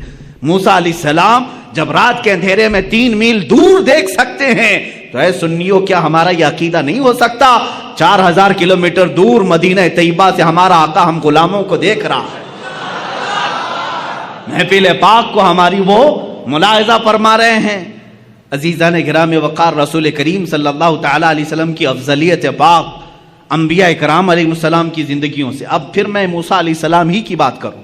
جب آپ سنتے ہوں گے معراج کے واقعات تو یہ بات تو ضرور سنتے ہوں گے 50 نمازیں دی گئی تھی حضور کو امت کے لیے تحفہ، لیکن کم کس نے کرایا؟ موسیٰ علیہ السلام نے۔ یہ 4تھے آسمان پر یا 5ویں آسمان پر ملتے تھے، حضور پاک صلی اللہ تعالی علیہ وسلم سے ملاقات ہوئی، رب تعالیٰ کے متعلق پوچھا، کہا آپ کی امت یہ 50 نمازیں نہیں پڑھ سکے گی، کم کرائیں۔ 5 کم ہوئی، 5 کم ہوئی، 5 کم ہوئی، 9 مرتبہ میرے آقا گئے۔ کہاں پر؟ اپنے رب کی بارگاہ میں 9 مرتبہ۔ یہاں سب پہلے سے طے تھا، نمازیں بچنی 5 ہی ہیں۔ اللہ کو تو معلوم تھا، اللہ رب العزت قادر مطلق ہے، یہ 9 مرتبہ گھومنے پھرنے کا معاملہ کیا ہے؟ اوج پر جانا میرے حضور کا ہے۔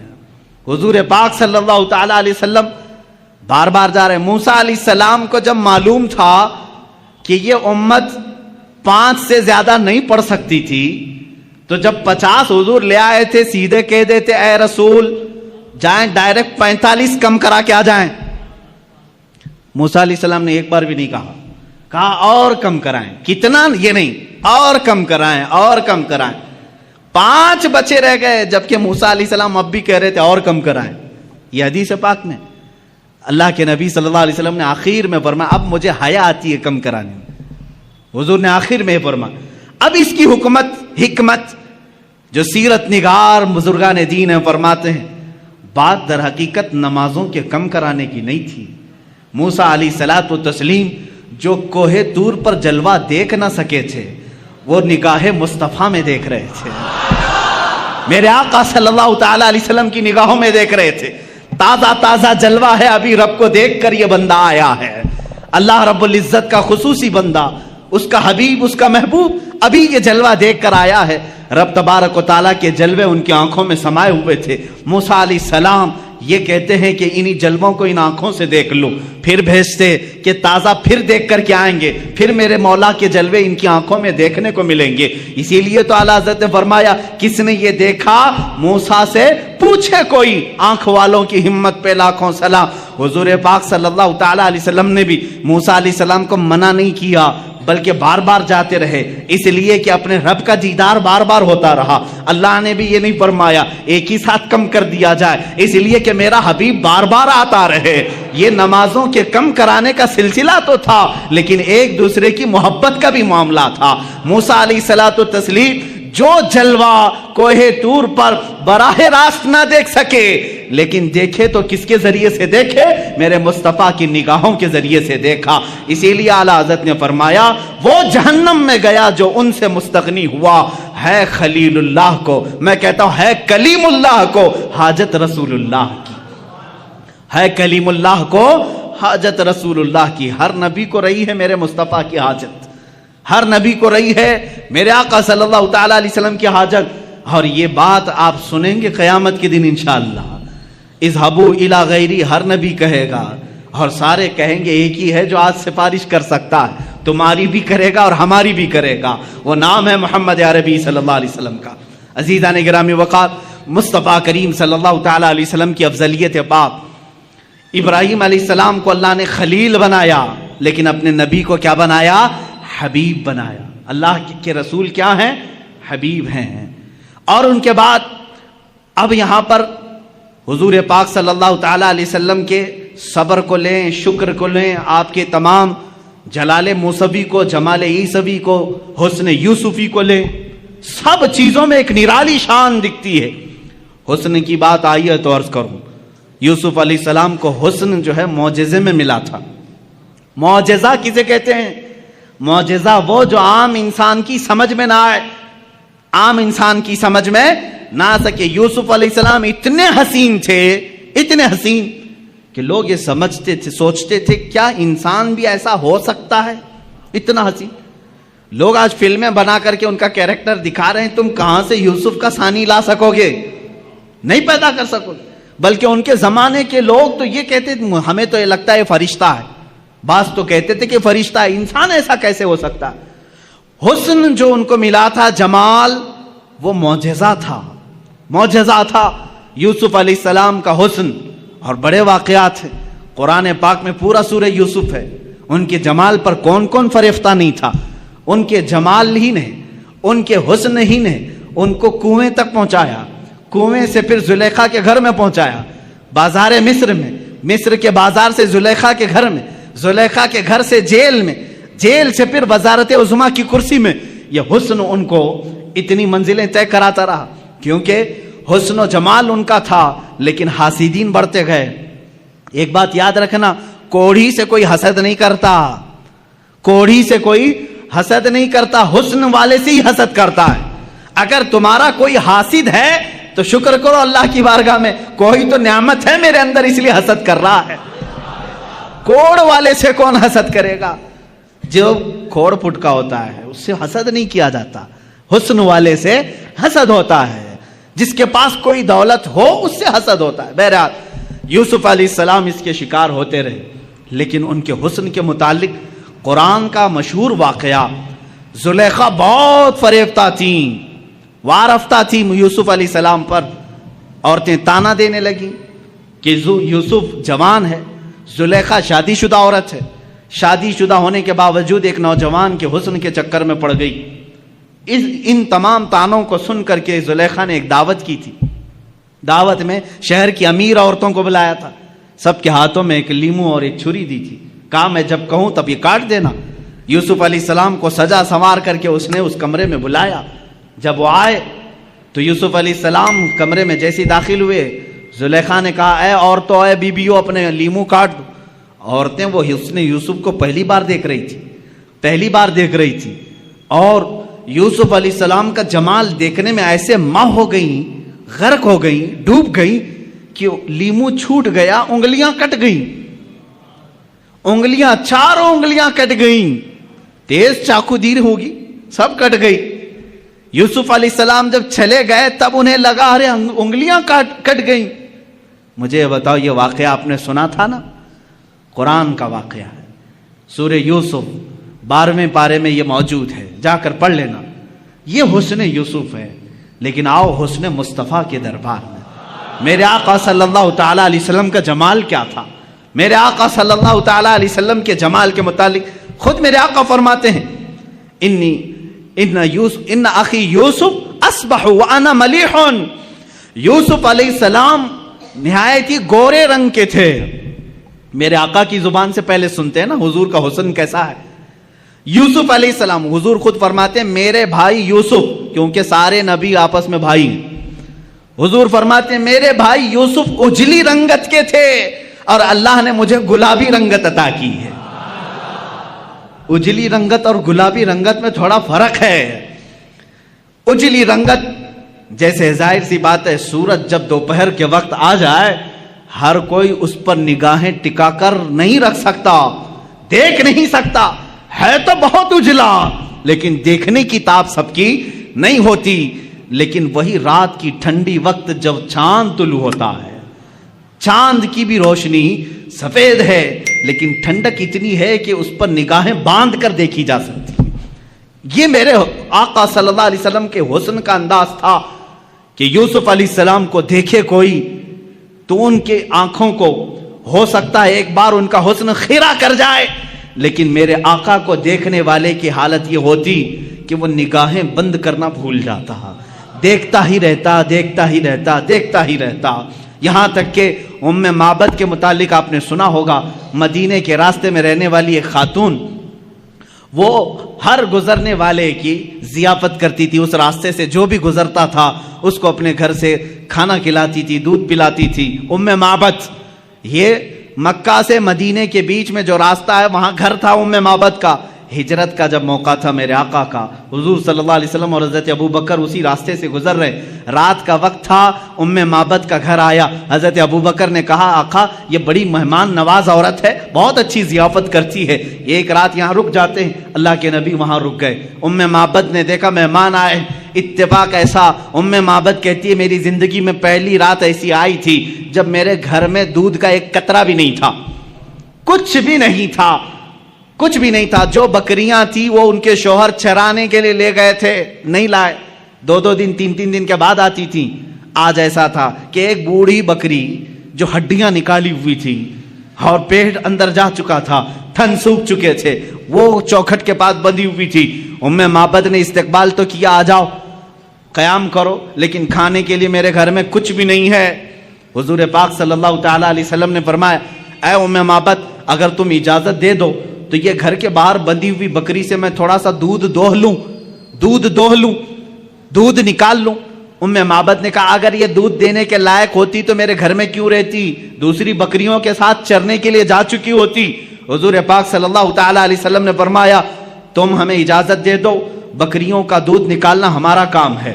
اللہ کے حبیب صلی اللہ تعالی علیہ وسلم سے اس نے کہا اگر قطرہ 2 قطرہ مل جائے تو نکال لو, اگر قطرہ 2 قطرے مل جائیں تو دوہ لو.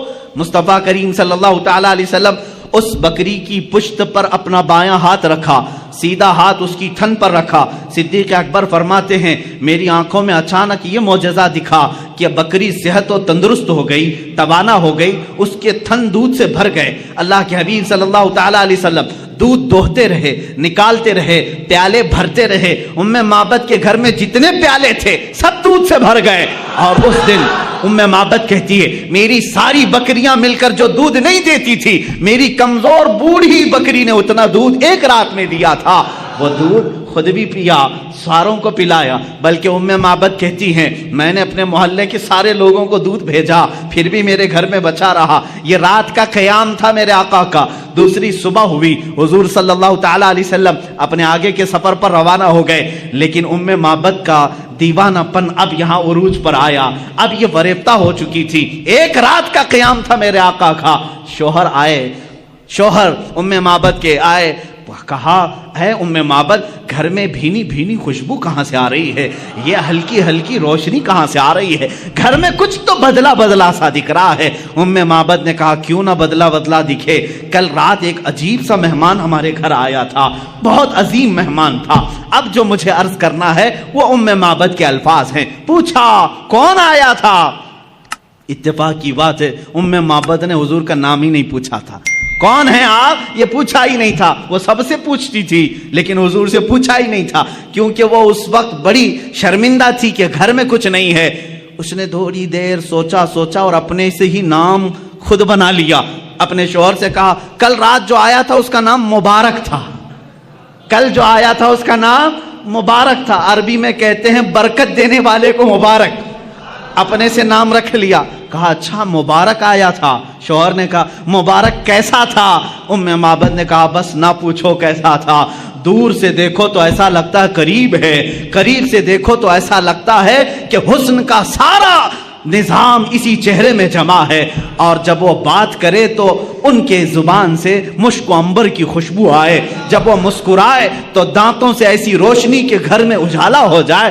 جب وہ پانی پیے تو ایسا لگے کہ پانی اترتا ہوا گلے سے نظر آئے. اور اپنے ہاتھ کسی سے ملائے تو ایسے لگے جیسے ریشم کا کپڑا کسی میں رکھا گیا ہو.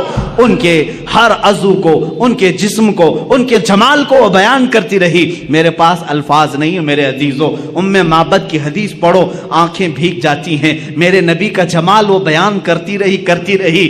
اب ابو معبد جو شوہر ہے وہ کہتے ہیں بس کر معبد, اتنی تعریف تو آج تک میں نے پورے عرب میں کسی کی نہیں سنی. شعر و شاعری کرنے والے بھی اتنی تعریف نہیں کرتے جتنی تعریف تو کر رہی ہے.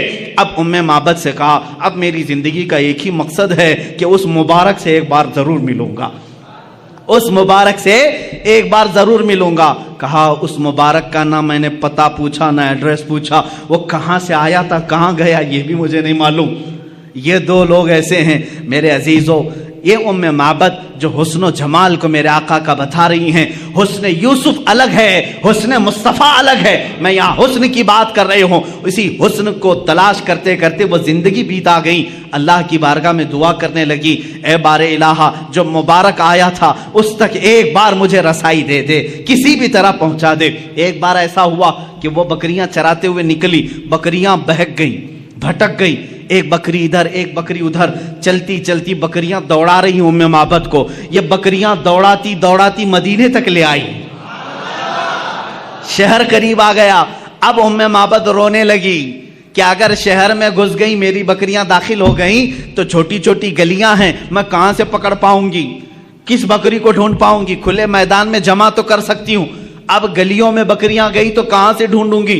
رونے لگی. لیکن مدینہ آ گیا اور بکریاں شہر میں داخل ہو گئیں, سب ادھر ایک ادھر ایک گلیوں میں. اب معبد کا رونا ہچکیاں بند گئی, اب رونے لگی. ایک بات میں آپ کو بتا دوں کہ حضور کا دیدار اسی وقت ہوتا ہے جب کسی کا دل روتا ہے. جب کسی کا دل رونے لگتا ہے وہ مصطفیٰ کا دیدار ہو جاتا ہے. اسی لیے کہا ہے محمد کو ہم غم گساروں میں ڈھونڈو, محمد کو ہم غریبوں میں ڈھونڈو. عزیزان گرامی معبد رونے لگی. اتفاق کی بات ہے کہ حضرت ابوبکر صدیق کا گزر وہاں سے ہو رہا تھا. حضرت ابوبکر نے دیکھا اور پہچان لیا یہ ہماری مہمانی کرنے والی وہی خاتون ہے جو مکہ سے مدینہ آنے کے وقت بیچ راستے میں تھی. دیکھا آپ نے پہچان لیا. پوچھا معبد یہاں کیسے؟ وہ بھی چونک گئی. ارے تو وہی مبارک کے ساتھ آنے والا ساتھی تھا, تو یہاں کیسے؟ کہا میں تو یہیں رہتا ہوں. معبد نے کہا وہ مبارک کہاں ہے, وہ مبارک کہاں ہے؟ حضرت ابوبکر نے کہا کون مبارک؟ کون سے مبارک کی بات کر رہی ہو؟ کہا وہی مبارک جو تیرے ساتھ آیا تھا، ایک رات میرے گھر قیام کیا، ایک رات میرے گھر قیام کیا تھا۔ صدیق اکبر مسکرائے، کہا اچھا تم نے ان کا نام مبارک رکھا، اللہ نے تو ان کا نام محمد رکھا ہے، وہ محمد ہیں۔ حضرت ابوبکر صدیق ام معبد کو لے کر کے بارگاہ مصطفیٰ میں پہنچے۔ اللہ کے نبی صلی اللہ تعالیٰ علیہ وسلم کو جیسے ہی وہ اپنے آنکھوں سے دیکھنے لگی، پھوٹ پھوٹ کر کے رونا شروع کیا۔ کہا اے اللہ، اب میری ساری بکریاں ختم ہو جائیں، اس لیے کہ میری زندگی کا مقصد مجھے مل گیا، اس چہرے پاک کو دیکھنا میرا مقصد تھا۔ اللہ کے نبی صلی اللہ تعالیٰ علیہ وسلم نے بے حساب اس خاتون کو عطا کیا۔ جانتے ہو وہی بوڑھی بکری، وہی ہڈیاں نکالی ہوئی بکری جو دودھ دینے کے لائق نہیں تھی، موت کا انتظار کر رہی تھی، پورے زمانے مصطفیٰ میں پورے محلے کو دودھ دیتی تھی، زمانے ابوبکر صدیق میں دودھ دیتی رہی، زمانے عمر فاروق میں دودھ دیتی رہی، زمانے عثمان ابن عفان میں جا کر کے اس بکری کا انتقال ہوا۔ عزیزان گرامی، یہ تھی میرے مصطفیٰ کریم صلی اللہ تعالیٰ علیہ وسلم کے حسن و جمال کی کیفیت کہ جو ایک بار دیکھ لے وہ زندگی پھر اسی حسن کی یاد میں گزارتے، اسی حسن کی یاد میں گزارتے۔ ارے یوسف علیہ السلام کے بھائیوں نے بھی حسن دیکھا تھا، لیکن دیکھا اس کے بعد لے جا کر کنویں میں ڈال دیا۔ زلیخا نے دیکھا لیکن اپنی شادی کرنے کا خیال کیا، جیل میں پہنچا دیا۔ بادشاہ نے دیکھا، وزیر بنا لیا، لیکن مصطفیٰ کریم صلی اللہ تعالیٰ علیہ وسلم کا جس نے حسن دیکھا وہ حضور کو خریدنا نہیں چاہا، بلکہ جو دیکھا وہ اپنے آپ کو بیچ دیا۔ یہ صحابہ نے کیا ہے۔ یوسف علیہ السلام کا حسن دیکھ کر کے لوگ کیا کر رہے تھے؟ بولی لگا رہے تھے، یہ یوسف کو ہمیں خریدنا ہے، یہ حسین ہے، یہ جمیل ہے، بہت خوبصورت ہے۔ کوئی 100 اشرفیوں کی بولی لگا رہا ہے، کوئی 1000 کی بولی لگا رہا ہے، کوئی 10,000 کی بولی لگا رہا ہے۔ یوسف کو مجھے خریدنا ہے۔ خریدنے والوں کی دوڑ ہے مصر میں، لیکن یہاں مدینے کا بازار ہے، یہاں صدیق اکبر بھی مالدار ہے، عثمان ابن عفان بھی مالدار ہے، عبد الرحمن بن عوف بھی مالدار ہے، ایسا مالدار کہ اس زمانے کے کروڑ پتی نہیں، ارب پتی بھی ان کے مال تک نہیں پہنچتے، لیکن یہ مصطفیٰ کو خریدنے نہیں آئے، بلکہ اپنے آپ کو اپنے مال سمیت مصطفیٰ کے بازار میں بیچنے کے لیے آئے ہیں۔ صدیق بھی کہتے ہیں آقا میرے ہر عضو پر، میرے ہر مال پر آپ کا اختیار ہے۔ عثمان بھی کہتے ہیں میرے ہر نفس پر آپ کا اختیار ہے۔ یہ صحابہ ہی کا تو نعرہ تھا، جب تک بکے نہ تھے تو کوئی پوچھتا نہ تھا، یا رسول اللہ تم نے خرید کر ہمیں انمول کر دیا۔ یہاں اپنے آپ کو بیچا جا رہا ہے، ارے وہاں نبی کو ہی خریدنے کی بات کی جا رہی ہے۔ ایک حسن خریدا جا رہا ہے اور ایک حسن پر اپنی جان فدا کی جا رہی ہے۔ اب یہاں پر اعلیٰ حضرت کا ہم کو سہارا لینا پڑتا ہے۔ امام اہل سنت، امام عشق و محبت اس کی ترجمانی کرتے ہیں، حسن یوسف پہ کٹی مصر میں انگشت زنا۔ اس کو سمجھنا پڑے گا، سمجھنا پڑے گا۔ اعلیٰ حضرت کے اشعار تھوڑی گاڑی اردو میں ہوتے ہیں، لیکن جب سمجھ جاؤ تو ایمان میں اضافہ بھی کرتے ہیں۔ حسن یوسف پہ کٹی مصر میں انگشت زنا، سر کٹاتے ہیں تیرے نام پہ مردان عرب۔ یا رسول اللہ، اب یہاں پر میں بتاتا ہوں یوسف علیہ السلام کا حسن ہے، یوسف علیہ السلام کا حسن ہے۔ نمبر 1 حسن یوسف، اس پر کیا ہوا؟ کٹ گئی۔ عورتوں نے جان بوجھ کر کے کاٹا، کیا جان بوجھ کر کاٹا؟ واقعہ میں نے سنایا، زلیخا نے بلایا، اچانک کہا کہ لیمو کاٹو، عورتوں کے ہاتھ سے لیمو گر گیا اور کٹا کیا؟ اب اس کو مجھے بتائیں، عورتوں نے کاٹا یا خود کٹی؟ کٹ گئی۔ ارے میاں، جان بوجھ کر کے کاٹنا الگ بات ہوتی ہے، اس کے لیے ہمت کی بات ہے، جگرے کی ضرورت ہوتی ہے۔ ہاں، انجانے میں کٹ جائے الگ معاملہ ہے۔ حسن یوسف کو دیکھتی رہی اور کٹ گئی ان کی انگلیاں، لیکن کس کی انگلیاں کٹی؟ عورتوں کی۔ کہاں کی عورتیں؟ مصر کی عورتیں۔ عورتوں کی بھی کیا کٹی؟ انگلیاں۔ 5 چیزیں اعلیٰ حضرت نے ایک مصرے میں بیان کی۔ پہلا والا جو مصرع ہے کہتے ہیں حسن یوسف پہ کٹی مصر میں انگشت زنا۔ 5 چیزوں کو توجہ دو، کس پر کٹی؟ حسن یوسف پہ، یوسف علیہ السلام کے حسن پر۔ عورتوں نے، مردوں نے نہیں، عورتوں نے۔ کہاں کی عورتیں؟ مصر کی عورتیں۔ کیا کاٹی؟ انگلیاں کاٹی، یعنی خود کاٹی نہیں، کٹ گئی۔ اب اس کے بدلے میں جب میرے آقا کی بارگاہ آتی ہے، امام اہل سنت فرماتے ہیں یا رسول اللہ، اب یہاں پر مصر کی عورتیں نہیں، مردان عرب، جو عرب پوری دنیا میں مرکزیت رکھتا ہے. وہاں کے عرب جنگجو اور بہادر مانے جاتے ہیں. یہاں کے عرب یا رسول اللہ اب مردان عرب زنان مصر نہیں, مصر کی عورتیں نہیں, یا رسول اللہ یہاں عرب کے مرد اور وہاں حسن پر کاٹتی ہیں, حسن پر کاٹتی ہیں. آقا یہاں تو صرف نام پر کاٹتی ہیں, یہاں صرف نام پر کاٹتے ہیں, عورتیں نہیں مرد. اور پھر کیا اعلیٰ حضرت فرماتے ہیں وہاں انگلیاں کاٹی, آقا یہاں تو گردن کاٹ لیتے ہیں اور وہاں کٹ جاتی ہیں انجانے میں. آقا یہاں تو جان کر کے دیکھ کر کے اپنے آپ کو پیش کر دیتے ہیں, سر کٹاتے ہیں تیرے نام پہ مردان عرب. یا رسول اللہ تیرے حسن کا حال یہ ہے کہ یہاں مرد عرب کے اپنا سر کٹانے پر بھی فخر محسوس کرتے ہیں. حق تو یہ ہے کہ پھر وہ کہتے ہیں جان دی ہوئی اسی کی تھی. حق تو یہ ہے کہ حق ادا نہ ہوا. یہ صحابہ وہی ہیں جو سولی پر چڑھائے جاتے تھے, ان کی انگلیاں کاٹی جا رہی, ہونٹ کاٹے جا رہے ہیں, آنکھوں میں سلائیاں پھیری جا رہی ہیں, کان کاٹے جا رہے ہیں اور ہاتھوں پیروں کا مسئلہ کیا جا رہا ہے. تب بھی وہ صحابہ کیا کہتے ہیں, رسول پاک سامنے نہیں ہیں, حسن کو دکھایا نہیں جا رہا ہے کہ دیکھیں تو انگلیاں کٹ جائیں پتہ نہ چلے, ہونٹ کٹ جائے پتہ نہ چلے, آنکھوں میں سلائیاں پھر جائیں پتہ نہ چلے. نہیں, میرے آقا مدینے میں ہیں, صحابی رسول باندھے گئے مکہ میں, صرف نام مصطفیٰ پر سولی پر چڑھ گئے, ہونٹ کٹ گئے, آنکھوں میں سلائیاں پھر گئی, انگلیاں کٹ گئیں, ناخن پکڑ سے کھینچے گئے. پھر بھی یہ کہتے ہیں, مکہ والوں نے کہا اے خبیب اے خباب کیا اچھا ہوتا تمہاری جگہ تمہارا رسول ہوتا. جلال آیا, کہا اسی وقت جو جان مانگو تو جان دے دیں, جو مال مانگو تو مال دے دیں, مگر یہ ہم سے کبھی نہ ہوگا نبی کا جاہو جلال دے دیں. یہ صحابہ کا نعرہ تھا. کہتے ہیں تم کہتے ہو میری جگہ نبی ہوتے تو اچھا ہوتا. سن اے نادان, میں رسول پاک میں اپنے جسم کے ٹکڑے ٹکڑے ہو جائیں گوارا کروں گا, لیکن میرے مصطفیٰ کے تلوے ناز پر کانٹا بھی چھپے میں گوارا نہیں کرتا. یہ حسن مصطفیٰ کی بات ہے. رسول کریم صلی اللہ تعالیٰ علیہ وسلم کا حسن وہ ہے میرے عزیزو. حسن یوسف پہ کٹی مصر میں انگشت زنا, سر کٹاتے ہیں تیرے نام پہ مردان عرب. اس حسن کا حال ہی الگ ہے, اس حسن کی بات ہی الگ ہے. میرے آقا کا حسن وہ تھا کہ صحابہ فرماتے ہیں کہ جیسے گلشن میں گلاب ہے, جیسے گلشن میں گلاب ہے, مگر اعلیٰ حضرت فرماتے ہیں دنیا ساری دیکھتی ہے باغیچے میں گلاب کھلا ہے نا, باغیچے میں گلاب کھلا ہے. ایک گلشن, گلشن کس کو کہتے ہیں, باغیچے کو. باغیچے میں موگرا بھی ہے, چمپا بھی ہے, اور گلاب بھی ہے, چمیلی بھی ہے, لیکن جب گلشن میں گلاب کھلتا ہے سب سے حسین لگتا ہے.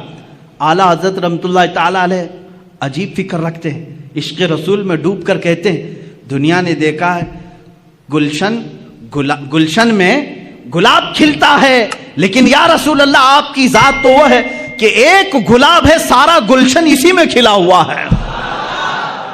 یہاں گلاب گلشن میں دیکھے ہیں ہم, گلاب میں گلشن دیکھا جا رہا ہے, اس لیے کہ آنکھیں ایک پھول کی ترجمانی کر رہی ہیں, بینی مبارکہ ایک پھول کی ترجمانی کر رہی ہیں, آپ کے لبھائے ناز ایک پھول کی ترجمانی کر رہے ہیں, چہرے اقدس میں الگ الگ ایک رنگت ہے. اور اسی لیے اعلیٰ حضرت فرماتے ہیں کہ یہاں تو ایک گلاب میں سارا گلشن سمایا ہوا ہے, حسن یوسف ہے. عزیزان گرامی, یہ یوسف علیہ السلام کے حسن کی بات تھی. جہاں آپ دوسرے نبیوں کو جو کمالات دیے گئے, ان کمالات کا اگر میں ذکر کروں, سلیمان علیہ السلام کو اللہ تعالیٰ نے فرمایا وَعُلِّمْنَا مَنْطِقَ الطَّيْرِ, ہم نے سلیمان کو پرندوں کی بولیاں سکھائیں. پرندہ زندہ ہوتا ہے نا, اڑتا بھی ہے, دیکھتے ہیں چین چین بھی کرتا ہے, کائیں کائیں بھی کرتا ہے, جانتے ہیں پرندے. اور پرندے کیا کہہ رہے ہیں یہ ہو سکتا ہے آپ کو نہیں معلوم, لیکن میرے آقا صلی اللہ تعالیٰ علیہ وسلم کی حدیثیں بھی بتاتی ہیں, قرآن میں بھی ہے, سلیمان علیہ السلام پرندوں کی بولیاں جانتے تھے, وہ سمجھتے تھے. تو کوئی اگر یہ سوال کرے کہ حضور صلی اللہ تعالیٰ علیہ وسلم بھی جانتے تھے یا نہیں, ارے نادان, یہ سوال ہی نہیں کرنا چاہیے, وہ ساری مخلوق کے رسول ہیں. اگر اپنے تمام مخلوقات کی زبان نہ جانے تو وہ رسول کیسے ہیں؟ ہر ایک کی بولی جانتے تھے. ہاں اگر واقعات کی روشنی میں چاہتے ہو تو آؤ میں تمہیں بتاؤں. ہمیں تو واقعہ ملا, سلیمان علیہ السلام چیونٹی کی بات سن رہے تھے, ہدہد کی بات سن رہے تھے, قرآن میں ہے. परिंदों की बोलियां सुन रहे थे, लेकिन मौला अली करमल्लाहु वजहुल करीम फरमाते हैं, मैं रसूलुल्लाह सल्लल्लाहु अलैहि वसल्लम के साथ मदीने के बाहर जब एक जंगल के किनारे जाता था, हमेशा मुझे दूर से किसी के सलातो सलाम पढ़ने की आवाज़ आती थी। जब भी गुजरते थे वहाँ से कोई अस्सलामु अलैका या रसूल अल्लाह, अस्सलामु अलैका या नबी अल्लाह कहता था। मैं घबराता था, इस जंगल में, इस बयाबान में मेरे नबी को कौन सलाम करता है? जिन्नात हैं, परिंदे हैं, जानवर हैं। एक दिन पूछ लिया, आका इस भरे जंगल में आपको कौन सलाम करता है? रसूल करीम सल्लल्लाहु ताला अलैहि वसल्लम ने मुस्कुराया, कहा ए अली ये पहाड़ देख रहे हो? कहा हाँ। इस पर एक पत्थर है? कहा हाँ। उस पर कोने पर एक जो पत्थर है, वो पत्थर रोजाना मुझ पर सलाम भेजा करता है। हुजूर सल्लल्लाहु ताला अलैहि वसल्लम उसका सलाम। अब मैं यहाँ बात बताऊं, यहाँ तो सुलेमान अलैहिस्सलाम परिंदों की बोलियां जानते थे कुरान, और यहाँ मौला अली करमल्लाहु वजहुल करीम पत्थरों की बोलियां समझ रहे हैं। जिस रसूल को वो पत्थर सलाम भेज रहा है, सुना किसने पहले? उस पत्थर की बोली समझी किसने पहले? वो बाबुल इल्म हैदर करार अली मुर्तदा, वो नबी नहीं, उम्मती जब पत्थर की बोली समझता है तो रसूल किसकी बोली ना समझते हो? किस किस की बोली ना समझते हो? परिंदों की बोलियों की बात आई, हुजूर पाक सल्लल्लाहु ताला अलैहि वसल्लम पत्थर की बोली। एक बात ये भी समझ लें आप, पत्थर तो कभी हमने उड़ते हुए भी नहीं देखा, आवाज करते हुए भी नहीं देखा, लेकिन नबी सलाम करते हुए सुन रहे हैं। मस्जिद नबवी में मेरे आका मिंबर पर खड़े होकर खुतबा दे रहे हैं। सहाबा फरमाते हमने देखा पूरी मस्जिद में बच्चे के रोने की जैसी आवाज आने लगी। कहीं से कोई बच्चा रो रहा हो, हल्की हल्की हल्की आवाज। सहाबा इधर उधर देखने लगे, कहीं कोई बच्चा दिखा नहीं। थोड़ी देर के बाद मेरे आका सल्लल्लाहु ताला अलैहि वसल्लम मिंबर से उतर आए, मस्जिद के बाहर दरवाजे के तक पहुंचे। वहां एक लकड़ी पड़ी हुई थी। ये वही लकड़ी है, ये वही असा है जिसको हुजूर सल्लल्लाहु ताला अलैहि वसल्लम अपने हाथ में लेकर खुतबा देते थे। जब मिंबर बन गया तो उस खुद लकड़ी को आपने छोड़ दिया। हुजूर सल्लल्लाहु ताला अलैहि वसल्लम उस लकड़ी को उठाते, अपने सीने से लगाया, अपने कानों के पास लगाया, और फिर उसको पकड़ करके खुतबे के लिए तशरीफ लाए। सहाबा ने पूछा, बीच खुतबे में आप उतरे, लकड़ी को उठाया, ये क्या मामला? हुजूर फरमाते हैं तुमने जो रोने की आवाज सुनी वो इसी लकड़ी की रोने की आवाज थी। ये लकड़ी मेरे जुदाई के गम में रो रही थी। जब तक मैं इसको हाथों में रखता था ये खुश थी, सारे लकड़ियों पर फख्र करती थी, और जब मैंने इसे छोड़ दिया तो ये सिसकने लगी, रोने लगी, बिलकने लगी, और इसका रोना मुझसे देखा ना गया। मैं खुतबा छोड़कर मिंबर से उतर आया, मैंने इसको हाथों में उठाया, ये मुझसे कहने लगी, ऐ अल्लाह के रसूल, आपने मुझे अपने हाथों में रख करके इज्जत से नवाजा था, मैं दूसरों पर फख्र करती, आका मुझे हमेशा अपने साथ रखें। मैंने इसको अपने साथ रखने की बात कही, ये लकड़ी खामोश हो गई। अजीजा ने गिरामी, ये वो रसूल हैं जो बेजान लकड़ी के रोने पर भी मिंबर से खुतबे से छोड़कर नीचे उतर आते हैं। ये खुतबे से लकड़ी की आवाज सुन सकते हैं। फिर वो कैसा उम्मती है जो ये कहता है रसूल उम्मती की आवाज नहीं सुन सकते, तू बहरा है, तू गूंगा है, तेरा अकीदा खराब है। हमारा अकीदा तो ये है, रसूल अगर लकड़ी के रोने को गवारा नहीं कर सकते, मेरा अकीदा ये कहता है उम्मती रोएगा, मेरा नबी फरियाद रसी के लिए पहुंचेगा, दस्तगीरी के लिए आएगा। यहां तुम्हें रहनुमाई हासिल करने के लिए फिर बरेली के ताजदार के पास पहुंचना होगा। वो कहता है आशिक रसूल, हम यहां से पुकारे वो वहां से सुने, मुस्तफा की समाअत पे लाखों सलाम, दूरो नजदीक के सुनने वाले वो काने लाले करामत पे लाखों सलाम। अजीजा ने गिरामी वक़ा, ये बोलियां समझने की बात थी। एक बार मक्का मुकर्रमा की ही बात है या मदीने तैयबा की, मक्का में गालिबन लोगों में एक बात मशहूर हो गई कि फलां एक जगह जो पत्थर है, मूर्ति है, उसका पुजारी पूजा करता है। अचानक ऐसा हो गया कि वो हुजूर सल्लल्लाहु ताला अलैहि वसल्लम की शान में बुरे बुरे कलमात कह रहा। कौन? पत्थर, मूर्ति बोल रही थी, मूर्ति बोल रही थी। जो पत्थर की मूर्ति थी उसकी वो पूजा करते थे, इबादत करते थे। मूर्ति बोलने लगी तो सब खुश हो गए जितने दुश्मन थे कि हाँ आज हमारा भगवान सही बोला। अब तक तो हम हुजूर के बारे में खुद ही बोल रहे थे, पत्थर बोलने लगा। यहां तो डुप्लीकेट बना करके बोलवाया जाता है। आप ये मत समझें कि ये वो जमाना नहीं था कि पीछे से बैटरी और सेल लगा करके मूर्ति को बुलवाया जा रहा हो। सेल भी नहीं था, बैटरी भी नहीं थी, कोई कनेक्शन भी नहीं था। ہاں یہاں ہم سنتے ہیں اس طرح سے کہ کچھ خدا ایسے ہیں جو دودھ پیتے ہیں، پانی پیتے ہیں، لیکن انہی لوگوں کو معلوم بھی ہے وہ کہاں جاتا ہے پانی، کہاں جاتا ہے دودھ، جو لوگ اس طرح کی حرکتیں کرتے ہیں۔ لیکن مکہ میں جو ہوا وہ حقیقت میں ہوا، پتھر جو بول رہا تھا حقیقت میں بول رہا تھا۔ یہ وہ زمانہ نہیں ہے کہ مشین لگا کر کے بلوایا جا رہا ہو۔ تو صحابہ پریشان ہوئے، جنہوں نے صحابہ سے آ کر کے کہا دیکھو تمہارے محمد کے بارے میں ہمارا خدا کیا کہہ رہا ہے، محمد صلی اللہ تعالیٰ علیہ وسلم کے بارے میں وہ کہہ رہا ہے وہ جھوٹے ہیں معاذ اللہ۔ حضور کے پاس آئے، صحابہ نے کہا آقا ایسا ایسا حادثہ ہو گیا ہے کہ فلاں پجاری کا جو بت ہے اس کا جو خدا ہے وہ بول رہا ہے، وہ بھی آپ کی شان میں برے جملے کہہ رہا ہے۔ حضور نے فرمایا ڈرتے کس بات کے ہو، چلو میں بھی سن لیتا ہوں کیا کہتا، میں بھی چلتا ہوں۔ حضور نے پیغام بھیجا، سارے لوگ جمع ہو گئے، بھیڑ جمع ہو گئی، خدا بول رہا ہے، حضور کی شان کے خلاف بول رہا ہے۔ ان کے لیے تو بڑی دلیل تھی، بڑی دلیل تھی۔ حضور صلی اللہ تعالیٰ علیہ وسلم نے یہ پوچھ لیا ان سے کہ تمہارا جو خدا بولتا ہے وہ سچ بولتا ہے؟ سبوں نے کہا بالکل سچ بولتا ہے، 100% سچ بولتا ہے۔ حضور نے یہ اقرار کروایا سچ بول رہا ہے، کہا بالکل سچ بول رہا ہے۔ اس وقت تک کیوں کہہ رہے تھے وہ؟ اس لیے کہ حضور کے خلاف بول رہا تھا۔ سارے صحابہ کو حضور لیے اور اس بت کے پاس گئے۔ جب پہنچے تو بڑی بھیڑ تھی، بھیڑ ہٹائی گئی۔ جب میرے آقا سامنے آئے تو وہ بت چپ ہو گیا، کچھ بھی نہیں بول رہا ہے، کچھ بھی نہیں بول رہا ہے، اس کی زبان سے کوئی لفظ نہیں آ رہا ہے۔ حضور نے فرمایا بہت شور تھا، بہت افواہ تھی کہ بولتا ہے بولتا ہے، کچھ بھی نہیں بول رہا ہے۔ کہاں بول رہا ہے؟ کہا صبح سے بول رہا تھا، پتہ نہیں ابھی کیوں خاموش ہو گیا۔ اب پجاری ہون کرنے لگ گیا، اس کو راضی کرنے کے لیے اب چڑھائی شروع ہو گئی۔ اے خدا، اے میرے بھگوان، بول کچھ تو بول، عزت کی لاج رکھ لے۔ جس کے بارے میں بول رہا تھا وہ آ گیا، اب سامنے بول۔ سامنے نہیں بول رہا تھا، کچھ بھی نہیں بولا۔ حضور صلی اللہ تعالیٰ علیہ وسلم نے پجاری کو کہا تو ہٹ جا، تو ہٹ جا۔ یہ بول رہا تھا، میں کہتا ہوں اے پتھر کیا تو بول رہا تھا؟ پھر سے بول کر سنا۔ حضور کا حکم ہوا، پتھر کی زبان سے آواز آنے لگی، اشہد ان لا الہ الا اللہ اشہد ان محمدن رسول اللہ۔ میں گواہی دیتا ہوں کہ اللہ کے سوا کوئی معبود نہیں، میں گواہی دیتا ہوں کہ محمد اللہ کے رسول ہیں صلی اللہ تعالیٰ علیہ وسلم۔ جیسے ہی آپ نے یہ سنا، آپ نے ارشاد فرمایا لوگو تم نے کہا تھا تمہارا خدا 100% سچ بولتا ہے، سچ بولتا ہے، اب اس کی بات پر عمل کر لے جاؤ۔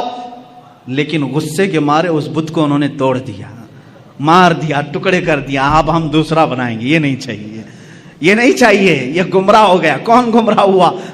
خدا گمراہ ہو گیا۔ یہ نہیں چاہیے، یہ حضور کی بات کر رہا ہے، دوسرا چاہیے۔ یہ ہے جب کسی کے دل پر مہر لگ جائے وہ حقیقت کو نہیں سمجھتا۔ عزیزان گرامی اوقات، حضور پاک صلی اللہ تعالیٰ علیہ وسلم نے بلوایا کس کو؟ پرندوں کو، جانوروں کو نہیں، پتھروں کو بھی۔ سلیمان علیہ السلام کی فضیلت اپنی جگہ پر کہ ان کو پرندوں کی بولیاں سکھائی گئی، مگر میرے مصطفیٰ صلی اللہ تعالیٰ علیہ وسلم تو پتھروں اور لکڑیوں کی بھی زبان جانتے تھے، لکڑیوں کی بھی زبان جانتے تھے۔ اب آئیں حضور پاک صلی اللہ تعالیٰ علیہ وسلم کے کمالات کے اعتبار سے دو چیزیں کہہ کر کے میں اپنی گفتگو کو سمیٹتا ہوں۔ یقیناً صبر ایوب کی جب بات آتی ہے اس کا مثل کوئی نہیں۔ ایوب علیہ السلام نے کمال کا صبر کیا ہے، اور صبر کا جب نام آتا ہے تو ایوب علیہ السلام کا نام ساتھ میں آتا ہے۔ آپ نے بارہا سنا ہوگا، اللہ تعالیٰ نے آپ کو آزمائش میں رکھا۔ اللہ تبارک و تعالیٰ نے سیدنا ایوب علیہ السلام کو ایسا نہیں کہ شروع سے بیماری میں رکھا، شروع سے ساری نعمتیں نکال لی، نہیں۔ ایوب علیہ السلام بڑے مالدار تھے، بہت اولاد والے تھے، کافی بیویاں آپ کی تھیں، 16 یا 27 بیویاں آپ کی کتاب میں شمار کی گئیں، کئی اولاد آپ کی تھی، مویشی تھے، جانور تھے، جائیدادیں تھیں، باغیچے تھے، بہت کچھ تھا آپ کے پاس۔ لیکن ایک بار اللہ تعالیٰ نے آزمائش کا حکم دیا، اب آزمایا جائے۔ پھر ان کے ایک ایک چیزیں غائب کی گئیں، ضائع کی گئیں، ان کے جانور مرے، ان کی اولاد کا انتقال ہوا، ان کی بیویاں فوت ہوئیں، باغیچے ہلاک ہو گئے، جائیدادیں ختم ہو گئی، حتیٰ کہ آپ کے جسم پاک میں بھی بیماری ڈال دی گئی، بہت تیز بخار آپ کو رہتا، یہاں تک کہ آپ کا جسم گل چکا تھا، اتنی شدت کا بخار آپ کو دیا گیا، لیکن اس وقت تک آپ صبر کرتے رہے، صبر کرتے رہے۔ صبر میں آپ ہی کا تو نام لیا جاتا ہے، لیکن میرے عزیزو وہ صبر ان کا معجزہ تھا۔ لیکن میرے آقا صلی اللہ علیہ وسلم کی زندگی پاک کو اگر میں بتاؤں، مصطفیٰ کریم صلی اللہ تعالی علیہ وسلم وہ ذات ہے جب وہ دنیا میں تشریف لانے والے ہیں، دنیا میں ان کے آمد سے 6 ماہ پہلے ہی ان کے والد کا وصال ہو چکا ہے، انتقال پہلے ہی ہے۔ آپ میں سے سب کے باپ ہوں گے یا ماں ہوں گی، والدین کا سایہ کتنی اہمیت رکھتا ہے جانتے ہیں آپ؟ میرے مصطفیٰ صلی اللہ تعالی علیہ وسلم دنیا میں تشریف لائے تو یتیمی کی حالت میں آئے ہیں، وہ یتیم پیدا ہوئے ہیں، عبداللہ کے در یتیم ہیں۔ اپنے باپ کو پیدا ہونے سے 6 ماہ پہلے ہی اللہ تبارک و تعالیٰ نے ان کی روح قبض فرمائی۔ لیکن یہ صبر نہیں ہے تو اور کیا ہے؟ بچے نے آنکھ کھولی، مکہ کا ماحول ایسا تھا کہ بچوں کو دودھ پلانے کے لیے ماں کے پاس نہیں دور رکھا جاتا تھا۔ اس رواج کے اعتبار سے پہلے دن حضور اکرم صلی اللہ تعالی علیہ وسلم کو یا دوسرے دن ہی حضور کو حلیمہ سعدیہ کی گود میں دے دیا گیا، ماں کے پاس نہیں۔ حلیمہ سعدیہ کے گھر جو مکہ مکرمہ سے بھی تقریباً 150 کلومیٹر کا دور کا سفر ہے، کون بچہ ہے آج دنیا میں جو اپنی ماں سے کو چھوڑ کر پہلے دن سفر کر رہا ہو؟ پہلے دن مجھے یاد ہے جب میں 11 سال کا تھا، مجھے دور پڑھنے کے لیے بھیجا جا رہا تھا، پورا سفر روتا ہوا گیا تھا، ماں کے آنچل سے لپٹ کر کے، باپ کے سینے سے لگ کر کے، بھائیوں کو چھوڑتا ہوا دیکھ کر کے، کون غم کے آنسو نہیں روتا؟ ایک بچہ جو اپنے گھر سے جاتا ہے ہوش و حواس میں، مجھے معلوم ہے میرے عزیزو ہجرت کیا چیز ہوتی ہے، جب چھوڑ کر کے اپنے عزیزوں کو جاتے ہیں۔ اس رسول کو زندگی پاک کو پڑھو، یہ صبر نہیں ہے تو اور کیا ہے؟ جو پیدائش کے پہلے دن اپنی ماں سے 150 کلومیٹر دور حلیمہ سعدیہ کے ساتھ چلے گئے۔ حلیمہ سعدیہ نے 2 سال اپنے گھر رکھا، دودھ پلایا، اور اس کے بعد واپس لا کر کے بی بی آمنہ کے گھر دے دیتی ہیں۔ سیدہ آمنہ رضی اللہ تعالیٰ عنہ حضور صلی اللہ تعالیٰ علیہ وسلم کی تربیت فرماتی رہیں۔ لیکن یہاں اب گھر میں کون کون ہیں؟ حضور صلی اللہ تعالیٰ علیہ وسلم کے خاندان۔ خود میرے آقا فرماتے ہیں 6 سال کی عمر ہی تھی کہ حضرت آمنہ کے ساتھ مدینے گئے تھے، جب اس کا نام یثرب تھا، وہ حضور کا ننیال تھا، حضرت آمنہ کے گھر والوں کا، خاندان والوں کا شہر تھا۔ واپسی کے وقت بی بی آمنہ بیمار ہوئی، تنہا رسول پاک صلی اللہ تعالیٰ علیہ وسلم حضرت آمنہ کے ساتھ سفر میں ہیں، اور آپ کے والد گرامی کی ایک کنیز ہے حضرت عبداللہ کی لونڈی ام ایمن، ساتھ سفر میں ہیں۔ 3 لوگ سفر پر ہیں، مدینے سے مکہ جا رہے ہیں، 450 کلومیٹر کا سفر۔ 6 سال کی عمر کا بچہ کر رہا ہے اپنی ماں کے ساتھ، بیمار ماں کے ساتھ، اپنے باپ کی کنیزہ کے ساتھ۔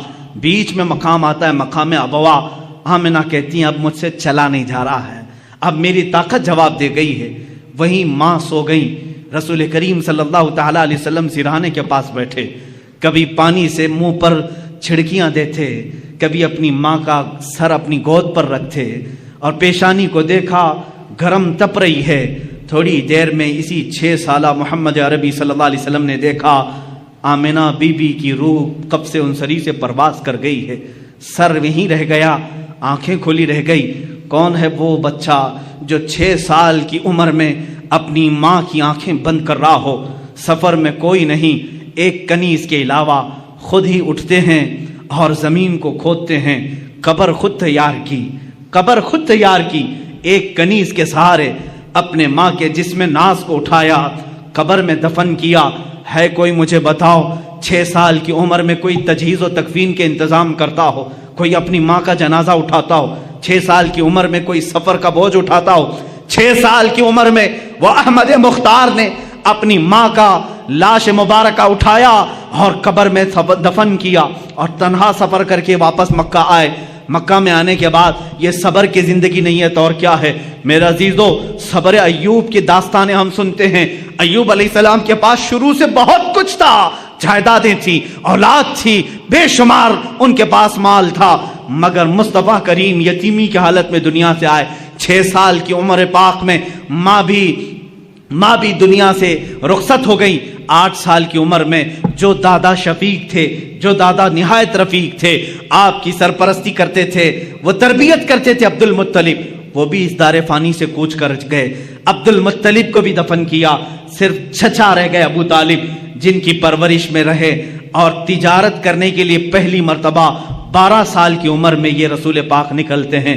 میرے آقا صلی اللہ تعالی علیہ وسلم 12 سال کی عمر سے تجارت کر رہے ہیں. اب آؤ شادی کرنے کا موقع آیا ہے. 25 سال کی عمر میں 40 سال کی بیوہ خاتون سے، جس کی آلریڈی 2 طلاق ہو چکی تھی، خدیجۃ الکبریٰ رضی اللہ تعالیٰ عنہا سے نکاح کیا. کیا یہ صبر نہیں ہے؟ یہ صبر نہیں ہے تو اور کیا ہے؟ 40 سالہ خاتون سے نکاح کیا. لیکن اگر عورتوں کا شوق ہوتا تو اسی وقت 4-5 اور کر لیتے. لیکن جب تک بی بی خدیجہ نکاح میں تھی، کسی دوسری عورت سے آپ نے نکاح نہیں کیا. آپ نے 25 سال کی عمر سے لے کر آپ کی عمر مبارکہ جب 50 سال کی ہوئی، تب تک بی بی خدیجہ کے ساتھ رہے.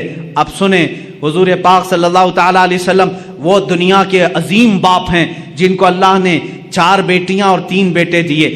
صبر کی بات آتی ہے، باپ ہل جاتا ہے، باپ اپنی اولاد کے لیے سب کچھ کر جاتا ہے.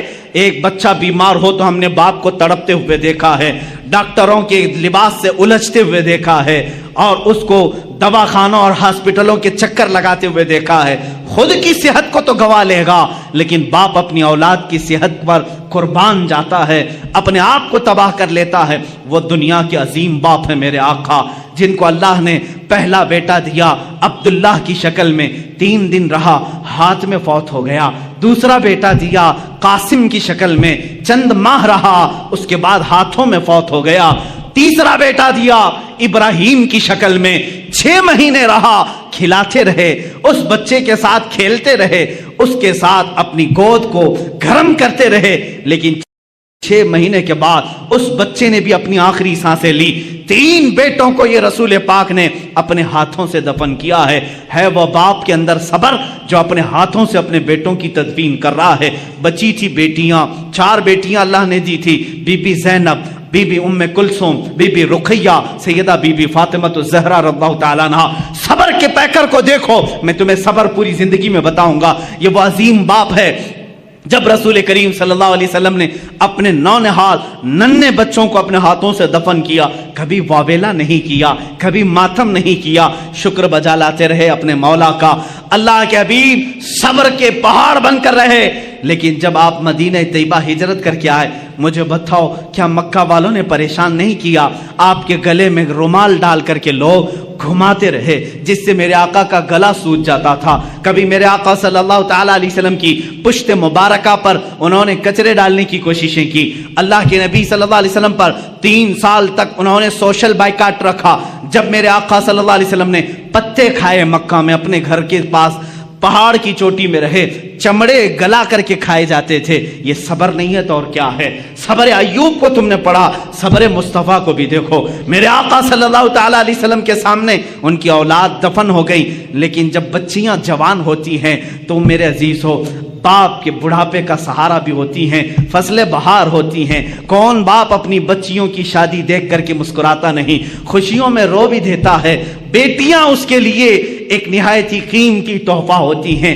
میرے آقا صلی اللہ تعالیٰ علیہ وسلم کی بڑی صاحبزادی سیدہ زینب جب ہجرت کر کے مدینے میں آئی، اونٹ کے اوپر سے ان کو گھرایا گیا تھا، جس کی وجہ سے وہ حمل سے تھی، حمل گر گیا تھا. واپس مدینے میں آئی، بیمار رہنے لگی. 1 سال نہیں گزرا تھا، حضور پاک کے سامنے وفات پا گئی. خود جنازہ پڑھایا، اپنی بیٹی کو دفن کیا. جنگ بدر میں گئے ہیں، اپنی بیٹی رقیہ کو حضرت عثمان کے نکاح میں دیا تھا. حضرت عثمان سے کہا رقیہ بیمار ہے، میری بیٹی کی تیمارداری میں لگے رہو، میں بدر میں ہوں. جنگ بدر میں رہے. خبر ملی آقا آپ کی دوسری صاحبزادی رقیہ کا بھی انتقال ہو گیا. میرے آقا صبر کر کے میدان بدر میں رہے، دفن میں بھی شریک نہیں ہو سکے. واپس مدینے میں آئے، تیسری بیٹی تھی ام کلثوم، اپنے عثمان ابن عفان کے نکاح میں دیا. چند مہینے کے بعد ام کلثوم بیمار ہوئی. حضور پاک صلی اللہ تعالیٰ علیہ وسلم کی زندگی پاک میں یہ تیسری صاحبزادی بھی فوت ہو گئی. اللہ اللہ مجھے بتاؤ، جس کو اللہ نے 7 اولاد دیے، اس میں ایک بعد دیگرے اسی باپ نے اپنے بچوں کو دفن کیا ہے، اپنے بچوں کا جنازہ پڑا ہے، 3 بیٹے اور 3 بیٹیوں کو دفن کیا، لیکن زبان سے کبھی شکوہ نہیں کیا، کبھی شکایت نہیں کیا، اف تک نہیں کیا۔ صبر ایوب کا مقام اپنی جگہ پر، صبر مصطفیٰ کا مقام اور ہے، میرے آقا کا صبر کا مقام اور ہے۔ آخر میں صرف فاطمۃ الزہرا باقی رہی جب آپ کی وفات کا وقت تھا۔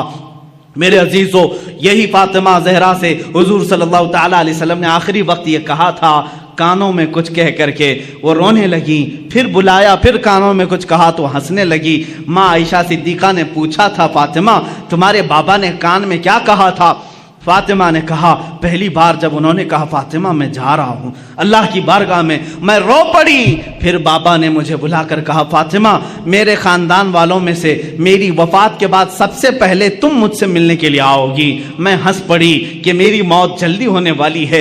حضور پاک کی وفات ربیع الاول شریف میں ہوئی اور حضرت فاطمہ زہرا کی وفات رمضان مبارکہ میں، صرف 6 مہینے کے بعد حضرت فاطمہ بھی وصال کر گئی۔ یہ مصطفیٰ کا گھرانہ ہے۔ اسی مصطفیٰ کریم صلی اللہ تعالی علیہ وسلم کے صبر پاک کے جلوے دیکھو۔ کیا نبی کونین اپنی قبر انور سے اپنے شہزادوں کی شہادت کربلا میں نہیں ملاحظہ کر رہے ہوں گے، جہاں ان کے شہزادوں کو تڑپایا گیا، بھوکا رکھا گیا، پیاسا رکھا گیا اور ان کے ٹکڑے کیے گئے، جسموں پر گھوڑے دوڑائے گئے، حسن مجتبیٰ کو زہر دیا گیا، حسین اعظم کی گردن کو جسم ناز سے الگ کیا گیا۔ کیا یہ میرے آقا نے قبر پاک سے ملاحظہ نہیں کیا ہوگا؟ عزیزان گرامی، اگر میں صبر مصطفیٰ کو گناؤں بہت طویل داستان ہوگی، لیکن میں اتنا ضرور بتاؤں گا، افضلیت مصطفیٰ ہر شکل میں تمہیں نظر آئے گی۔ اگر اللہ نے آدم علیہ السلام کو آہو بکا دیا تھا، وہ روتے تھے، اور وہ کس لیے روتے تھے؟ آدم علیہ السلام اپنی اس بات پر روتے تھے جو آپ نے گندم کھایا تھا جنت میں، درخت کا پھل کھایا تھا، اس بات پر 300 سال روتے رہے، لیکن مصطفیٰ بھی روتے رہے، زندگی پر روتے رہے، لیکن کس کے غم میں روتے رہے؟ امتی امتی امتی امتی کہتے کہتے روتے رہے۔ یہ ناز الگ ہے، اسی لیے امام اہل سنت نے کہا ہے، اللہ کیا جہنم اب بھی نہ سرد ہوگا، رو رو کے مصطفیٰ نے دریا بہا دیے ہیں۔ میرے عزیزو، رونے میں آپ بے مثال ہیں، جانوروں کی بولیاں سننے میں بے مثال ہیں، حسن یوسف میں بے مثال ہیں، ثبات و استقامت میں بے مثال ہیں۔ اسی لیے شاعر نے جو کہا اسی بات پر میں کہتا ہوں اپنی گفتگو کو، ہاں ایک بات رہ گئی ہے، وہ عطا کرنے میں بھی بے نیاز ہیں، اور رحم کرنے میں بے مثال ہیں، رحم کرنے میں بھی بے مثال ہیں۔ ایک ہی مثال میں بتا دوں، ایک بار موسیٰ علیہ السلام نے قارون سے کہا تھا تیرے پاس بہت خزانے ہیں، زکوٰۃ دے دے۔ اس نے کہا کہ کچھ کم کراؤ، 25% زکوٰۃ دینی تھی۔ موسیٰ علیہ السلام نے رعایت کرائی اللہ سے کہ اس کو کچھ کم کر دے مولا۔ اللہ نے کم اتنا کر دیا کہ 1000 میں 1 روپے دے۔ کتنے؟ 1000 میں 1۔ اس کے حساب سے کیلکولیشن کیا تو قارون کے بہت سارے خزانے زکوٰۃ میں جا رہے ہیں۔ اس مالدار نے جس کی چربی چڑھی ہوئی تھی مال کی، نہیں دینے کا ارادہ کیا، موسیٰ علیہ السلام پر الزام لگایا برے کام کا، موسیٰ علیہ السلام کو جلا لایا۔ آپ نے کہا اے زمین اسے نگل جا۔ زمین پھٹ گئی، قارون اندر جانے لگا، قارون اندر جانے لگا، وہ بار بار دعائی دینے لگا، بچا لو بچا لو بچا لو۔ موسیٰ علیہ السلام نے اس کی ایک بھی نہیں سنی، تو نے مجھ پر الزام لگایا۔ پھر آخر میں اس نے کہا کیا میرے خزانے پر قبضہ کرنا چاہتے ہو؟ موسیٰ علیہ السلام نے زمین سے کہا ہے زمین اس کے خزانے بھی نگل جا۔ سارے خزانے بھی زمین بوس ہو گئے، قارون بھی زمین میں تہس نہس ختم ہو گیا۔ 1 ٹائم 1 شاٹ۔ یہ موسیٰ علیہ السلام، اس سے پہلے بھی ایک فرعونی کو ایک گھونسا مارا تھا آپ نے، وہ مری گیا تھا۔ مصطفیٰ کریم صلی اللہ علیہ وسلم ہجرت کر کے مدینہ جا رہے ہیں، لالچ میں کئی لوگ پیچھے پڑ گئے تھے، ایک شخص سراقہ، یہ بھی پیچھے آ گیا، دوسرے تو کوئی پا نہیں سکے، سراقہ پا لیا۔ حضرت ابوبکر نے کہا آقا سراقہ دیکھ لیا ہے ہم کو، وہ تیر کمان لے کر کے آ رہا ہے ہمیں گرفتار کرنا، کیونکہ مکہ والوں نے کہا تھا جو محمد اور اس کے ساتھی کو لے آئے گا 100 اونٹ انعام میں دیے جائیں گے۔ حضور نے کہا اچھا اسی لالچ میں آ رہا ہے۔ حضور نے بھی فرمایا اے زمین سراقہ کو پکڑ لے۔ موسیٰ علیہ السلام نے قارون کو کہا تھا، میرے آقا نے سراقہ کو کہا، زمین کھل گئی، سراقہ گھٹنے تک چلا گیا، لیکن یہاں معاملہ الگ ہے۔ سراقہ نے کہا اے محمد تم کریم ابن کریم ہو، تمہارا معاف کرنے میں کوئی مثل نہیں ہے، مجھے معاف کر دو، میں اپنے ارادے سے باز آتا ہوں۔ حضور پاک نے کہا اے زمین سراقہ کو چھوڑ دے، یہ شان مصطفیٰ ہے، یہ شان مصطفیٰ ہے، سراقہ کو چھوڑ دے۔ زمین کھل گئی، سراقہ باہر آیا، لیکن ارادہ پھر بدلا، تھوڑی دیر کے بعد وہ پھر پیچھے پڑ گیا۔ حضور نے کہا اے زمین سراقہ کو پکڑ لے۔ اب کی بات زمین پھنس شک ہوئی، سراقہ کمر تک اندر چلا گیا، پھر رونے لگا، اے محمد تم کریم ابن کریم ہو، معاف کرنے میں تمہارا کوئی مثل نہیں۔ حضور نے کہا اے زمین سراقہ کو چھوڑ دے۔ زمین کھل گئی، پھر سراقہ نکل گیا، جا رہا تھا، سوچا ایک بار اور ٹرائی کر لوں، تیسری بار پھر پیچھے پڑ گیا، پھر قریب آیا۔ حضور نے فرمایا اے زمین سراقہ کو پکڑ لے۔ یہاں پکڑایا بھی جا رہا ہے، معاف بھی کرایا جا رہا ہے، پکڑایا بھی جا رہا ہے، معاف بھی کرایا جا رہا ہے۔ اسی لیے میں نے کہا موسیٰ علیہ السلام کے زمانے میں ہوتا ون ٹائم ون شاٹ، ایک ہی بار میں ایک ہی شاٹ پر ختم۔ یہاں چھوڑنے کی تیسری مرتبہ جب وہ دھس گیا گردن تک، حضور نے فرمایا اے سراقہ تو 100 اونٹوں کی لالچ میں میرے پیچھے پڑ گیا، میری نگاہیں دیکھ رہی ہیں قیصر و کسریٰ کے کنگن تیرے ہاتھ میں آنے والے ہیں۔ قیصر و کسریٰ اس زمانے کے امریکہ یورپ کی طرح سپر پاور تھے، ان کے بادشاہوں کے پاس سونے کے کنگن تھے، وہ کسی عام آدمی کے خواب و خیال میں نہیں آتے۔ میرے آقا نے ڈائریکٹ پکڑنے کے لیے جو آ رہا ہے اسی کو کہا تیرے ہاتھ میں قیصر و کسریٰ کے کنگن دیکھ رہا ہوں۔ سراقہ کو یقین نہیں ہوا، کہا ایسا کہہ رہے ہو؟ اسی وقت ایمان لے آئے، میں ایمان لاتا ہوں محمد صلی اللہ علیہ وسلم اللہ کے رسول ہیں۔ زمین کو کہا چھوڑ دے۔ وہاں ایک بار میں پکڑا گیا، ایک بار میں قارون دفن بھی ہو گیا۔ یہاں ایک بار نہیں، 2 بار نہیں، 3 بار وہ بھی حملہ کرنے کے لیے آ رہا ہے۔ حضور بار بار معاف کر رہے ہیں، معاف کرنے میں آپ کا کوئی مثال نہیں۔ یہاں تک کہ حضور کی وفات کے بعد قیصر و کسریٰ فتح نہیں ہوئے، صدیق اکبر کے زمانے میں قیصر و کسریٰ فتح نہیں ہوئے، عمر فاروق کے زمانے میں چل کر کے سراقہ بہت بیمار ہو گئے۔ اب یہ سراقہ صحابی رسول ہیں، پکڑنے کے لیے گئے تھے لیکن صحابی رسول ہوئے۔ یہی تو بازار مصطفیٰ کی بات ہے، جو جان لینے جاتا ہے وہ جان دے کے آتا ہے۔ حضور پاک صلی اللہ تعالیٰ علیہ وسلم کے صحابی ہیں، ادب سے ہم کہتے ہیں سراقہ بہت بیمار ہو گئے۔ لوگوں نے کہا چلو آخری وقت ہے عیادت کرنے کے لیے، سب آئے، آخری وقت لوگ دیکھنے کے لیے آتے ہیں، لوگ آنے لگے۔ سراقہ نے کہا کیوں آ رہے ہو؟ کہا آخری وقت ہے، تیمارداری عیادت کے لیے آ رہے ہیں ہم۔ کہا سب کو بھگایا، جاؤ میں مرنے والا نہیں ہوں، جاؤ میں نہیں مروں گا۔ کہا اتنے کانفیڈنس کے ساتھ؟ کہا ہاں، اس لیے کہ میرے نبی نے فرمایا سراقہ تیرے ہاتھ میں قیصر و کسریٰ کے کنگن دیکھ رہا ہوں، ابھی میرے ہاتھ میں آئے نہیں تو میں مروں گا بھی نہیں۔ یہ یقین تھا صحابی رسول کا۔ اور اس کے بعد حضرت عمر فاروق کے زمانے میں ایران بھی ٹوٹ گیا، روم بھی ٹوٹ گیا، قیصر و کسریٰ کا مال صحابہ نے مال غنیمت میں مدینے پہنچایا، اس مال غنیمت میں قیصر و کسریٰ کے کنگن بھی آئے۔ امیر المومنین عمر فاروق نے فرمایا میں نے سنا تھا رسول اللہ صلی اللہ علیہ وسلم سے یہ کنگن سراقہ کے ہاتھ میں ہونے چاہیے، لے جا کر کے ان کو پہنایا گیا اور اس کے بعد وہ خوشی سے جھومنے لگے۔ چند ہی دنوں کے بعد آپ کی وفات بھی ہوئی۔ عزیزان گرامی، یہاں بات یہ عرض کرنا چاہتا ہوں، اس رسول کا معاملہ یہ ہے، عطا کرنے میں بے مثال، رحم کرنے میں بے مثال، معاف کرنے میں بے مثال۔ اسی کو امام میرا کہتا ہے بریلی کا، میرے کریم سے گر قطرہ کسی نے مانگا، دریا بہا دیے ہیں، در بے بہا دیے ہیں، واہ کیا جود و کرم ہے شہ بتا تیرا، نہیں سنتا ہی نہیں مانگنے والا تیرا۔ حضور کی بات تو یہ ہے، چور حاکم سے ڈریں یا مات الگ ہے۔ چور کس سے ڈرتا ہے؟ پولیس سے ڈرتا ہے نا، پکڑنے والا آیا تو چور ڈر کے بھاگتا ہے، لیکن آقا آپ کی شان ہی الگ ہے، آپ حاکم ہیں اور چور آپ ہی کے پاس چھپنے کے لیے بھی آتا ہے، یہی چھپنے کے لیے آتا ہے۔ اسی لیے امام زمن کہتے ہیں ڈھونڈا ہی کریں صدر قیامت کے سپاہی، قیامت کے دن کچھ مجرموں کو فرشتے ڈھونڈ رہے ہوں گے، فلاں مجرم کہاں ہے، فلاں وہ کام کیا تھا، یہ کہاں ہے، وہ کہاں ہے، جرموں کا اعلان ہو چکا ہوگا، فرشتے ڈھونڈ رہے ہوں گے، لیکن کچھ مجرم مل نہیں رہے ہوں گے، کچھ مجرم مل نہیں رہے ہوں گے۔ اس کو امام زمن نے اپنے شعر میں یوں کہا ہے، ڈھونڈا ہی کرے صدر قیامت کے سپاہی، وہ کس کو ملے جو تیرے دامن میں چھپا ہو۔ حضور کچھ مجرموں پر اپنا دامن رکھے ہوں گے، آقا رحم کرنے میں بے مثال ہیں۔ میرے عزیزو، ابھی 12 دن ہیں آپ روزانہ میرے مصطفیٰ کی بات سنیں گے، اپنے ایمان کو تازہ کریں گے۔ آج میں سمجھتا ہوں کہ آج کی یہ محفل یہاں تک میں اس بات کے ساتھ ختم کرتا ہوں، لا یمکن الثناء کما کان حق ہو بعد از خدا بزرگ تو ہی قصہ مختصر یا رسول اللہ، لیکن رضا نے ختم سخن اس پہ کر دیا، خالق کا بندہ خلق کا آقا کہوں تجھے، حیران ہوں میرے شاہ میں کیا کیا کہوں تجھے۔ وآخر دعوانا الحمدللہ۔